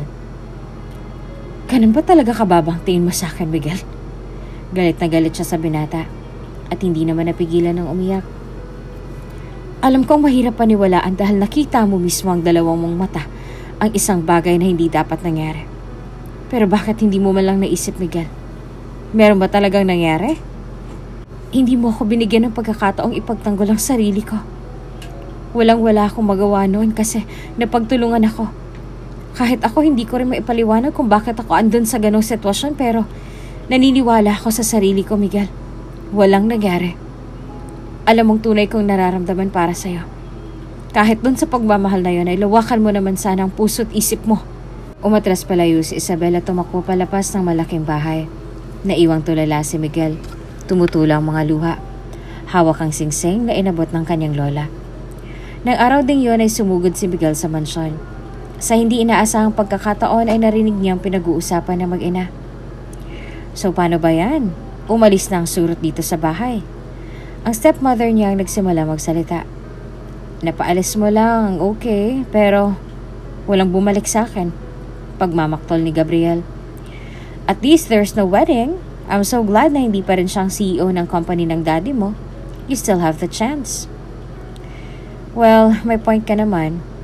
If I know na hindi ko na rin pala talaga makukuha si Isabel, sana pala tinutoo ko na lang ang nakipag-make out sa kanya. Hindi naman makapaniwala si Miguel sa narinig. Hindi na nakapagpigil ay sinugod na ang mag-ina. I think those words I heard from you two are enough para umalis kayo dito sa pamamahay ko. Galit na galit si Miguel. Ang mansyon na kanilang tinitirhan ay sa kanya nakapangalan, kaya kahit anong oras ay pwede niyang paalisin ang kung sino man na ayaw niyang tumira dito. Maging ang mag-ina Gabriel na walang reklamong pinatira dito dahil ang palaging tinitingnan ay ang kanyang yumaong ama. Sa kabila ng kabutihang pinakita niya ay ganito lamang ang sukle. Sinisira ng mag-ina ang pamilyang nais mabuo ni Miguel. Inilalayo nila ang pinakamamahal at pinakaimportanteng tao sa buhay nito. I want you out of this house today! Sigaw pa ni Miguel. Pero iho, may sasabihin pa sana ang stepmother niya.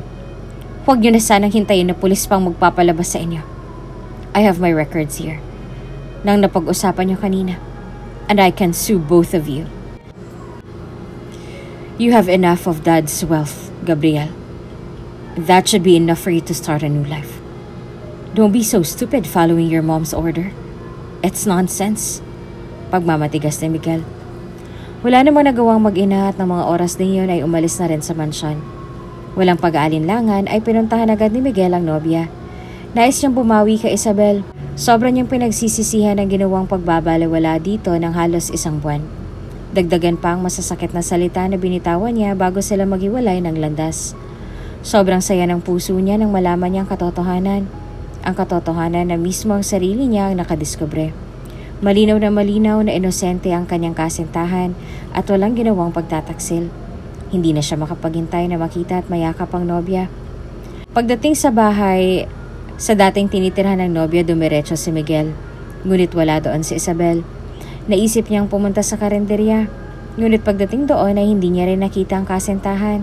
Ang dating amo nito ang humarap sa kanya. Yes, sir? Maayos sa tanong nito. Hinahanap ko po kasi si Isabel. Kailangan ko po kasi siyang makausap. Hindi ba't ayaw mo na sa kanya? Sagot ni Madam. That's why I'm here po to fix everything with her. Where is she? Tanong pa muli ng binata. Wala nga dito. Naiinis na sagot ni Madam. Then where? Naiinis na rin si Miguel. Ano pa bang kailangan mo? Si Isabel ay kanina pa palang nakikinig sa kabilang pinto. Sobrang saya nang makita ni Miguel ang nobya at biglang pumatak ang mga luha niya. Niyakap ang kasintahan ng mahigpit at tinalikan ng banayad. Ang halik na naramdaman niya noong unang beses na nagdikit ang kanilang mga labi. I know everything, love. Hawak ang maliit na mukha ni Isabel. Umiiyak din ito ngunit iyak ng kasiyahan dahil ramdam niyang bumalik na muli ang kanyang nobyo. Bumalik ang lahat ng pagmamahal at tiwala. Hinugot ni Miguel ang singsing sa kanyang bulsa at muling isinuot sa daliri niya. Sobrang saya ng magkasintahan na ngayon ay naging malinaw na ang lahat. Asan sila? Pag-uwi nila ng mansyon. Pinaalis ko na. Seryoso si Miguel sa sinabi dahil iyon naman talaga ang kanyang ginawa. Huwag mo nang hanapin ang mga taong wala ng lugar sa buhay natin. Inalis ko na sila sa buhay ko. Wala silang ibang alam gawin kundi ang sirain ang buhay natin. I will never ever forgive them sa ginawa nila. I just really thank God for leading me the way, heading back home. If not, I won't ever know the whole truth behind that scene, that nightmare. Love, kalimutan na natin yon. Patawarin mo ako dahil naging pabaya ako sa sarili ko. Nagtiwala ako sa paligid ko kahit alam kong wala ka sa tabi ko nun. Kung naging mas maingat pa sana ako, napayuko na lang si Isabel. Don't think like that, love, okay? It's not your fault. What's important is wala na siyang nagawa sa'yo and you're safe. And now you're here with me. Nilapitan si Isabel at niyakap. Naging abalang magkasintahan para sa kanilang nalalapit na kasal. Sa kabilang ibayo naman ay abala naman ng mag-ina sa panibago nilang plano. What is this, Mom? Tanong naman ni Gabriel sa ina. Kausap nito ang isang hitman. Are you out of your mind? Pinaalis na muna ng ina ang kausap na lalaki. I'm desperate. At wala na akong ibang alam para mawala sa landas natin yung kapatid mo. Yeah, but he's still my brother. Naging mabuti naman siyang tao sa atin, Ma. Bakit naman naisip mong ganyang mga bagay? Hayaan mo na sila. Galit na boses sa Gabriel. Are you a priest? Will you please stop preaching me like that? I'm doing this for you.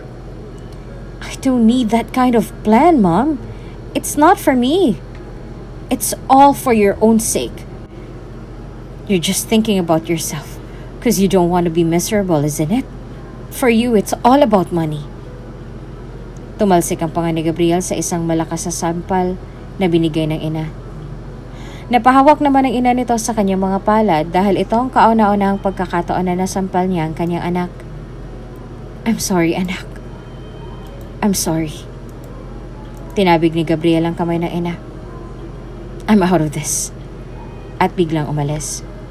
Gabriel knew about her mom's plan. May plano itong ipapatay ang sarili niyang kapatid at sa pagkakataong to ay hindi na siya sumang-ayon sa ina dahil alam niyang mali ito. Walang pinakitang masama sa kanyang kuya simula nang ipinanganak siya ng kanyang ina as stepbrother ni Miguel. Simula na magkamuwang siya ay nandyan palagi ang kanyang kuya Miguel. Bumabalik ang kanyang mga alaala nung bata pa sila. Napahinto ang kanyang minamanehong sasakyan at bumalik sa daan patungo sa mansyon. What the hell are you doing here? Galit na galit pa rin ang kanyang kuya. Kuya, I know marami ako nagawang mali sa'yo at kay Isabel at gusto ko na yung itama. Pagpapaliwanag pa ni Gabriel. At ano namang plano yan? Tama na nga, Gabriel, sa pagpapaikot ng ulo ko. Oo, noon ay nauto niyo ako. Pero this time, wala na akong papakinggan sa mga sasabihin mo. Naiiyak naman si Isabel. Pero, magsasalita pa sana si Gabriel. Please, Gabriel, just cut it out! Sigaw ni Miguel. Hinahagod ang likod ng nobya dahil umiiyak na naman ito. You're too much damage for my fiancé's nerves. You caused a lot too much pain. Kaya please wag ka na magpapakita. She's so stressed and she needs to avoid you all people. Now leave! Wala na nagawa si Gabriel sa nasabi ng kapatid. Naaawa na rin siya sa sitwasyon ni Isabel at hindi na iyon masisisi. Marami na rin talaga siya naging kasalanan sa magkasentahan lalo na kay Isabel simula pa ng una. At tama si Miguel, hindi niya na dapat pa itong gambalain. Siya na mismo ang pipigil sa plano ng ina, gamit ang sarili niyang mga kaparaanan. Are you okay? Tanong ni Miguel sa nobya na ngayon ay medyo kalmado na. Andyan pa ba siya? Nangangambang tanong nito. No, love. I won't let him come near you. I will make you safe here with me. I won't lose a grip holding you. Rest assured that everything will be alright as long as andito ako, okay? All you have to do is stay calm and stay pretty until our wedding. Nagbibiro pang sabi ni Miguel para mapatawa ang nobya. Bakit hindi ba ako palaging maganda? Natatawa naman din ito. Of course not. You're always beautiful, my love. Come here. Niyakap ng mahigpit ang nobya at pinupog ng halik. Dumating na ang araw na pinakahihintay ng magkasentahan. Ang araw ng kanilang kasal. Napakagarbo ng kanilang mga gayak. Maraming mga bisita at mga press. Maya-maya pa ay nagsimula na ang seremonya. Walang pagbabago sa mga paningin ni Miguel ang magandang imahe ng kanyang kasintahan na ngayon ay magiging ganap niya ng asawa. Walang kurap na tinitigan ng kasintahan habang naglalakad sa pasilyo ng simbahan kung saan sila unang nagkita. Suot na Isabel ang napakagarbong wedding gown na isang sikat na fashion designer ang gumawa at nagdisenyo. Ayon na rin sa design na nais ng dalaga. Walang tigil ang pagluha nito. Ngunit ang mga luhang yon ay luha ng kasiyahan dahil sa kabila ng mga pagsubok na dumating sa kanila, ay eto na rin sa wakas nasa dulo na ng pasilyo ang isang tao na nagbigay ng direksyon sa kanyang buhay. Ang taong nais niyang makasama sa habang panahon. Ang taong magiging ama ng kanyang magiging anak at ang taong makakasama niya hanggang sa pagtanda. Nakarating na siya sa harapan ng nobyo at hinayag nito ang kanyang kamay upang tulungan ng nobyang makaupo sa harap ng altar. We would like to welcome all of you, honored guests, and thank you for being with us today.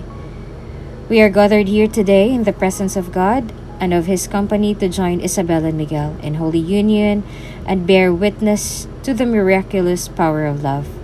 Pagsisimula ng pare. Sumunod ng iba pang seremonya na ginagawa sa kasal.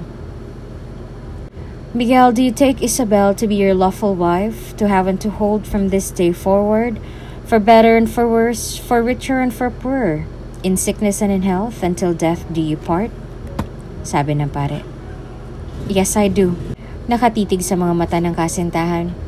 Isabel, do you take Miguel as your lawful husband, to have and to hold from this day forward, for better and for worse, for richer, for poorer, in sickness and in health, until death do you part? Tanong naman ng pari kay Isabel. Opo, Father. Walang pag-aalinlangang sagot nito. Now, as a representative of Jesus Christ, in the name of the Father, and the Son, and the Holy Spirit, I now pronounce you husband and wife. You may now kiss your bride. Hinalikan ni Miguel si Isabel ng buong pagmamahal. Ngayon ay ganap na silang mag-asawa. Natupad na rin sa wakas ang pinakahihintay nilang kasal at magiging buo at isang bilang tunay na pamilya. Ngunit hindi nila alam na may naghihintay pala sa labas. Habang nasa pinto sila ng simbahan at masayang hinahayag ang kanilang pag-iisang dibdib sa harap ng maraming bisita at press, ay isang nakaitim na lalaking nasa rooftop at may hawak na baril ang nagkamasid sa kanilang kasiyahan. Kasing bilis ng kidlat na umasinta ang taong nakaitim. Ito ang hitman na binayaran ng stepmother ni Miguel upang ipapatay siya. Nagsigawan at nagkagulo ang mga tao dahil sa dugong nagkalat sa sahig.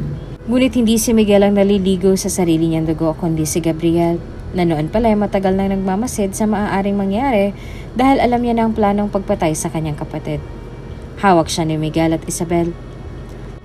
Hold on, Gabriel! Natatarantang sambit ni Miguel. Why? Nangingilid ang mga luha nito. Nag-agaw buhay nang umiti si Gabriel sa kanyang kapatid at sinabi, Quits na tayo, bro. Tulong! Tulong! Paulit-ulit na sigaw ni Isabel. Marami ng dugong nawala kay Gabriel kaya wala na itong malay nang dumating ang saklolo para sa kanila. Tumunog ang cellphone ng bruhang stepmother ni Miguel. Yes, hello? Pagkatapos marinig ang sinabi sa kabilang linya ay madaling-madali na sumakay sa kanyang sasakyan at nagtungo sa ospital kung saan sinugod si Gabriel. Sa ospital. What happened? Umiiyak at hindi malaman ang gustong sabihin kung sino ang tatanungin. Lalo na't nakita niya sa kanyang harapan na buhay ang katawang tao ni Miguel. Ang buong akala niya ay wala na ito dahil sa kumpirmasyon ng kanyang hitman na patay na daw ito matapos ang kanyang misyon. Calm down, tita. Niyakap siya ni Miguel at tinamayan. Wala itong kamalay-malay na itong dahilan ng mga nangyari ngayon sa kanila at bakit nag-aagaw buhay si Gabriel. Maging ang stepmother niya ay hindi makapaniwala sa nangyayari. Bakit si Gabriel? Paano nangyari to? Pagwawala nito sa ospital. I want to see my son. Where is he? Miguel, dalhin mo ko sa kanya, please. Iyak ng iyak ang stepmother niya. Nagmamakaawa. Nagsusumamo. Iyak na lang din ang iyak si Miguel at ang asawa nitong si Isabel. Pagkatapos ng kasiyahan ay ito ang kakahinatan, kalungkutan at bighati, luha at sugat sa mga puso. Wala sa sarili ay nilandas ang stepmother ni Miguel ang kwarto ng dasalan. Doon siya'y lumuhod at humagulhol pa rin ang iyak. I'm sorry, God. I'm sorry, anak. Hindi ko sinasadya. I should have listened to you. It was all my fault. I'm so stupid and Gabriel is right. I am selfish. Lord God, I may not always be talking to you and calling your name, but this time, please, God, lend my son all your power para malampasan niyang lahat ng to. Please heal my son. I know I have a lot of sins and mistakes, but please don't take away my son. Let me pay for it. I'll surrender myself. Please give my son another life to live. Walang tigil ang pag-iyak ng ina ni Gabriel dahil sa bigat at guilt na nararamdaman. Bigla kasi niyang naalala na sinubukan siya nitong pigilan sa masamang plano niya kay Miguel, ngunit hindi siya nakinig. Kung maaari lamang na ibalik ang mga oras na yon ay makikinig siya. Itatama niya ng mga maling desisyon na nasilaw ng kayamanan at karangyaan. Ngayon ay napagtanto niya ang kayamanan niya at walang katapusang karangyaan ay ang kanyang anak na si Gabriel. Walang makakatumbas ang pagmamahal ng isang anak sa kanyang magulang at ganoon din sa pagmamahal ng isang magulang sa kanyang anak. Gabriel is her life. At kung mawawala ito, hindi niya na alam ang kanyang gagawin. "Kamusta pong kapatid ko, Doc?"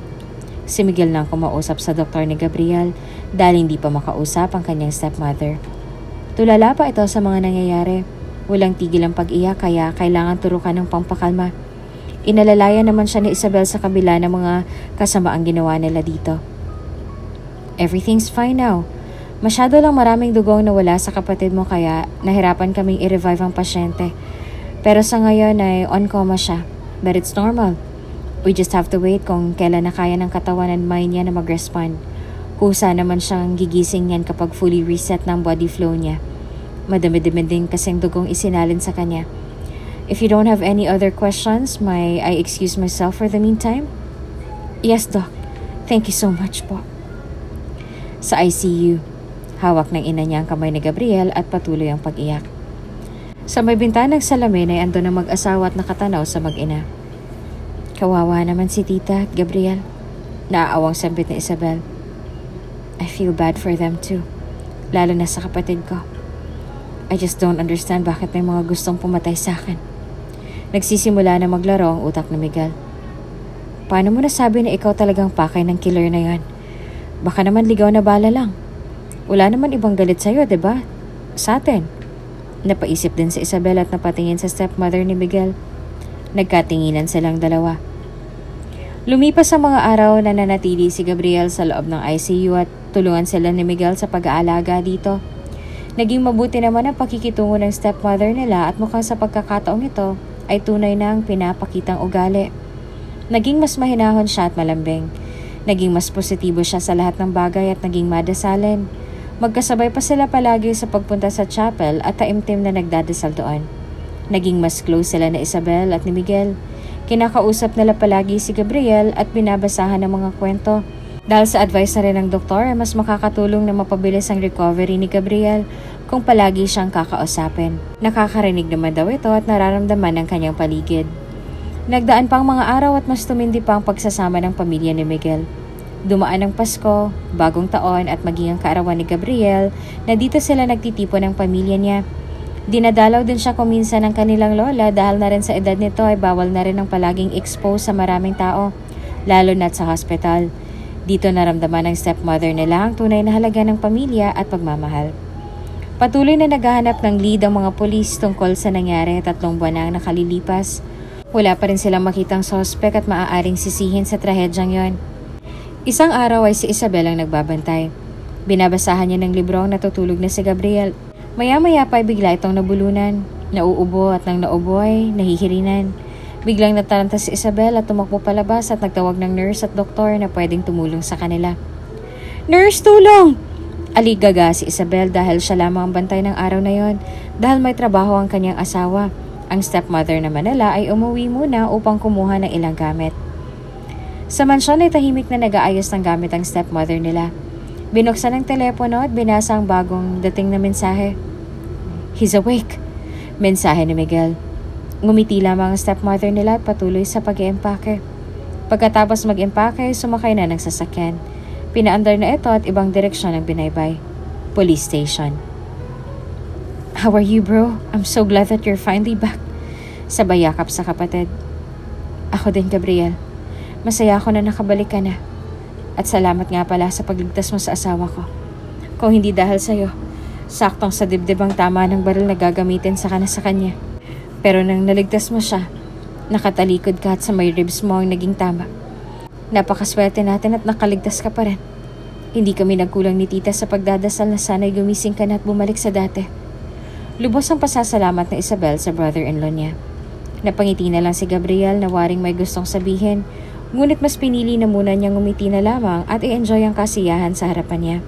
Pagpapasalamat at pangalawang buhay na ibinigay sa kanya ng Panginoon. "Where's mommy?" Biglang hanap nito sa ina. "I already told her, bro. She'll be here any minute. Baka na traffic lang yan." May biglang tumawag sa telepono ni Miguel. Napahinto siya. Napatitig sa asawa at sa kapatid. Habang nagpapahinga sa kwarto niya si Gabriel ay nagpa siyang magkape ang mag-asawa. Bakit hanggang ngayon ay wala pa rin si tita? Kanina pa siya hinahanap ni Gabriel. Gabi na pero wala pa rin. Tinawagan ko na siya ng maraming beses pero out of coverage area siya. Nagtataka mga sambit ni Isabel. Tiningnan niya ang kanyang asawa ngunit lutang din ito. Love? Tawag muli ni Isabel sa asawa. Tumingin naman si Miguel sa kanya na nangingilid ang luha. Bakit love, may problema ka ba? Anong nangyayari sa'yo? Dapat nga masaya lahat tayo kasi gising ng kapatid mo, diba? Sabihin mo sa akin anong problema mo. Sa trabaho ba? Dire-diretsong tanong ni Isabel. Tita turned herself in. Diretsong patak ng mga luha ni Miguel. Ha? So totoo pala mga iniisip natin nun. Garal-gal ang boses ni Isabel at naluluha. Pero lahat ng mga isip natin na ganon kinalimutan natin simula nang mas makilala natin ang tunay na siya. Naging mabuti rin naman siya sa akin, love, sa loob ng 3 buwan na kasama natin siya sa pag-aalaga kay Gabriel. Walang halong pagkukunwari ang pinakita niya. Bumawi siya, love, sa mga naging pagkukulang niya.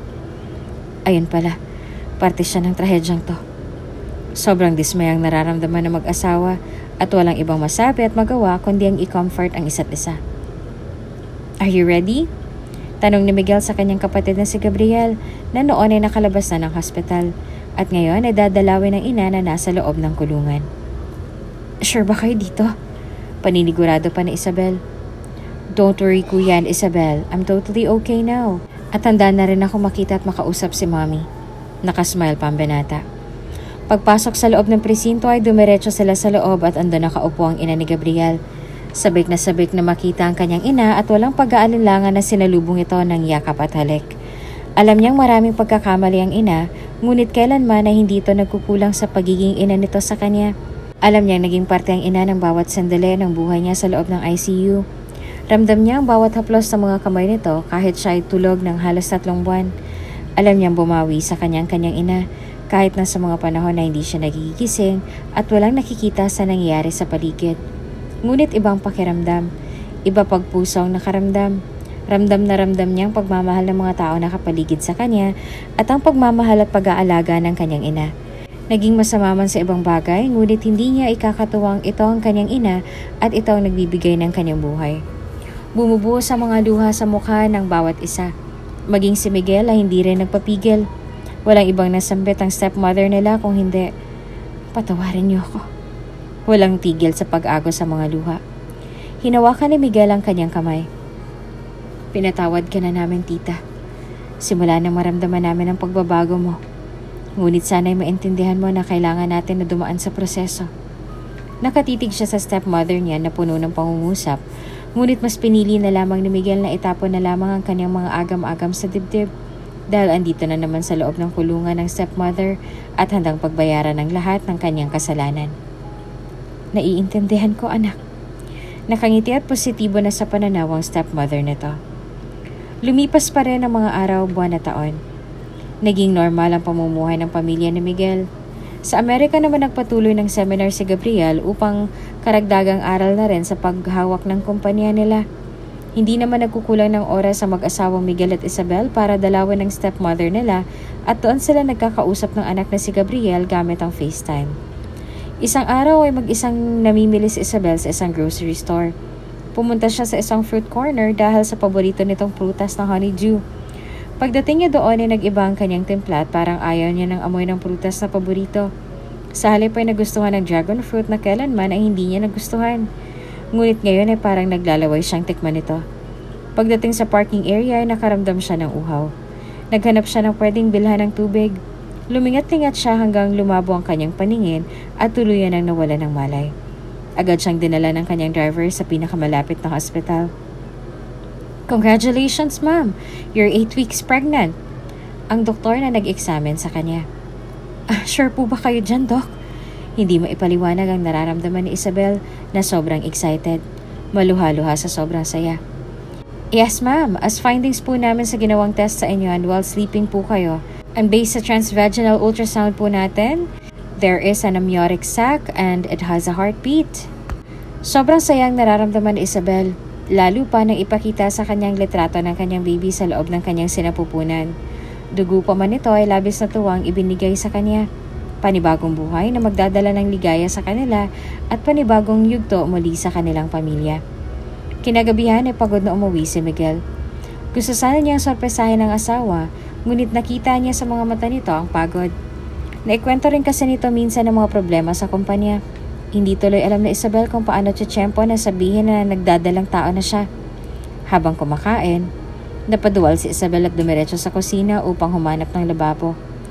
Napatigil si Miguel. Pagbalik ni Isabel ay nagtanong ito. "Are you okay, love?" Magsasalita na sana si Isabel ngunit may biglang tumawag sa telepono kay Miguel at inabot na yon ng halos 1 oras. Hindi na nito natapos ang kanyang kinakain at sumigaw na lamang ng sumigaw sa may balkonahe at galit na galit sa kausap. Pagkatapos nitong makipag-argumento sa kausap ay binalikan niya ang kanyang asawa. Ngunit wala na ito sa mesa at nakaimis na ang hapagkainan. Inakyat niya sa kwarto si Isabel at nakita ito na nagpapahinga na. Kaya nahiga na rin si Miguel at nakatulog na rin. Saglit pa ay nagmulat ng mga mata si Isabel na nagkukunwari lamang pala ng natutulog. Naisip niya na mas makabubuti kung hindi na muna niya sabihin dahil sa dami ng iniisip ng asawa. Marami kasing kinahaharap na problema ngayon ng kumpanya nila. Kaya alam na Isabel kung gaano ang stress na dinadanas si Miguel. Magiging okay din lahat at masasabi niya rin ito sa asawa sa tamang panahon. Walang linggo pa lamang naman si baby sa kanyang sinapupunan kaya iintindihan na muna niya ang asawa. Nagdaan ng mga araw na mag-isang kinaharap ni Isabel ang pagdadalang tao. Mag-isa siyang mapupunta sa ubi niya para magpa-check up. Mag-isa niyang dinanas ang struggles ng paglilihi na dapat andyan ang kanyang asawa para alalayan at alagaan siya. Madalas ang paglabas ng bansa ni Miguel upang maayos at maisalba ang pabagsak nilang kumpanya. Walang ibang pwedeng gawin kundi ang puntahan at kausapin ng personal ang mga stockholders ng kumpanya. Ito ang tanging paraan upang maibalik ang tiwala ng mga suppliers. Kaya walang ibang choice si Miguel kung hindi ang palaging paglabas ng bansa at iwan na muna ang asawa. Hindi naman ito nagkulang sa palaging pagtawag kung siya may libreng oras. "How's everything there, love?" Tanong sa asawa na noon ay nakahiga dahil hilong-hilo. Lumalakad na ang 12 weeks ang kanyang pagbubuntis. Ito ang pinakakasagsagan ng paglilihi. Masela ng paglilihi ni Isabel kaya ang laki ng ipinayat niya dahil hindi siya makakain ng tama. Madalas siyang maduwa lalo na't ayaw niya ng amoy ng pagkain. "Okay lang ako, love."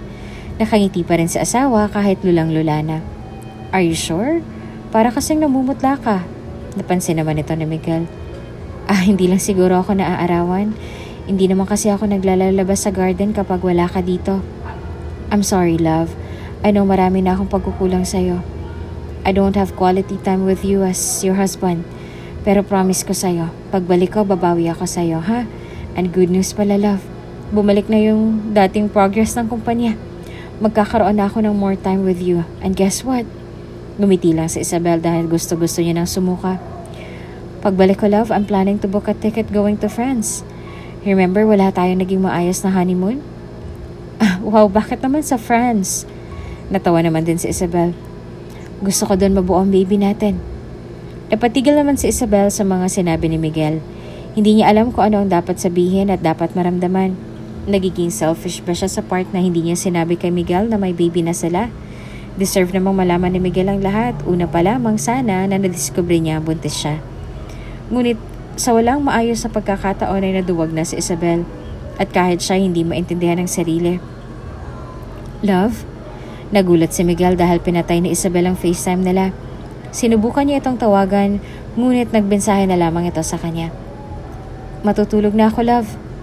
Ramdam ni Miguel na may kakaiba sa asawa. Umiyak nang umiyak si Isabel kahit siya hindi niya maintindihan ng sarili kung bakit ganito ang nararamdaman. "Sorry, love. Hayaan mo pag-uwi mo. Sasabihin ko ng about sa baby natin."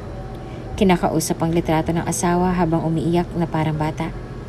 Nakatulog na lamang si Isabel habang yakap ang litrato ng asawa. Bigla siyang magising ng alanganin dahil gusto niya magbanyo. Hindi niya napansin ang sabong nalaglag sa sahig. Sa kasamaang palad ay naapakan niya ang sabon at nadulas. Malakas na lumagapak ang balakang sa sahig. Ibang kanyang naramdaman. Kaba, takot at pagsisisi. Nagising na lamang si Isabel na nasa ospital at naroon si Miguel sa tabi niya. Nagulat ito sa naging reaksyon ni Isabel. "You have to rest, love." Inalalayan siya ni Miguel. Nahihiya si Isabel sa asawa. Alam niyang alam na nito ang dinadala niya. Why didn't you tell me about our baby? Nagsimula na magtanong si Miguel. Biglang dumating ang OB ni Isabel. Kamusta ang baby ko, Doc? Agad na tanong ni Isabel. No worries, Mommy. Okay na okay si baby. Nakangiting sagot naman ng doktor. Masayang-masaya naman ang mag-asawa. Kahit na ng mga oras na yon ay hindi pa din nakakapag-usap na maayos. But how about the blood? How can we make sure na okay ang baby ko? Hindi pa rin kampante si Miguel. Those were bleeding and spotting from her sensitive part, and this is a very common complication during pregnancy. We can do another trans-V ultrasound if you want para makita niyo na rin si baby. Suggestion ng OB. Walang katumbas ang mga ngiti ng mag-asawa nang makita ang kanilang baby. Sobrang kasiyahan ang nararamdaman at nag-uumapaw na kaligayahan. Nagkatinginan ng mag-asawa, magkahawak ang kamay at masayang tiningnan ang kanilang baby sa monitor. Kitang-kita ni Isabel ang tuwa sa mga mata ng asawa. Pag uwi ng mansyon ay alagang-alaga ni Miguel ang kanyang asawa. Nagtaka si Isabel kung bakit hindi ito naka-formal attire which suot nito tuwing papasok dapat sa opisina. Late ka na, love, paalala ni Isabel. Nope, I'm going to stay here habang first trimester mo pa, love. Your OB explained to me na sensitive daw ang pagbubuntis mo. So I decided to take my leave and take care of you and the baby. May iyak-iyak si Isabel sa narinig sa sinabi ng asawa. Oh, you're crying again. Sabay hinalikan sa noong asawa. I'm sorry, love. Naging makasarili ako. Hindi ko dapat nilihim sa'yo. Salamat sa Diyos at walang nangyaring masama sa baby natin. You don't need to say sorry, love. I concluded too that you tried many times telling me about your pregnancy. But I was so busy about work. And I was wrong for leaving you alone again. I think that's enough lesson for me. I don't want to have another mistake anymore. Not with you nor my baby. Nagpasya na munang tumigil sa pagtatrabaho si Miguel at i-turn over sa kapatid ang kumpanya na noon ay pauwi na rin. Mas natutukan niyang pamilya niya ng maayos ng walang pangamba dahil maayos din naman ang pagpapatakbo ni Gabriel sa kanilang business. Mga ilang buwan pa ay nakalaya na rin ng stepmother nila sa pagpapakita nito ng kabutihan sa loob ng kulungan na bigyan nito ng parol. Pinababa rin ni Miguel ang kanyang kaso upang mapabilis na rin ang paglaya nito. Katulong siya ni Miguel sa pag-aalaga kay Isabel at masayang naninirahan sa mansyon. Hindi matutumbasan ng yaman ang tunay na pagmamahal ng isang pinagbuklod na pamilya. Huwag natin sayangin ang oras na nandito pa sila sa mundong ibabaw at kapiling sila. Mahalin natin ang isa't isa at iparamdam natin kung gaano sila kaimportante sa buhay natin. Time is gold and life is short. Enjoy lang natin kung anong meron tayo ngayon.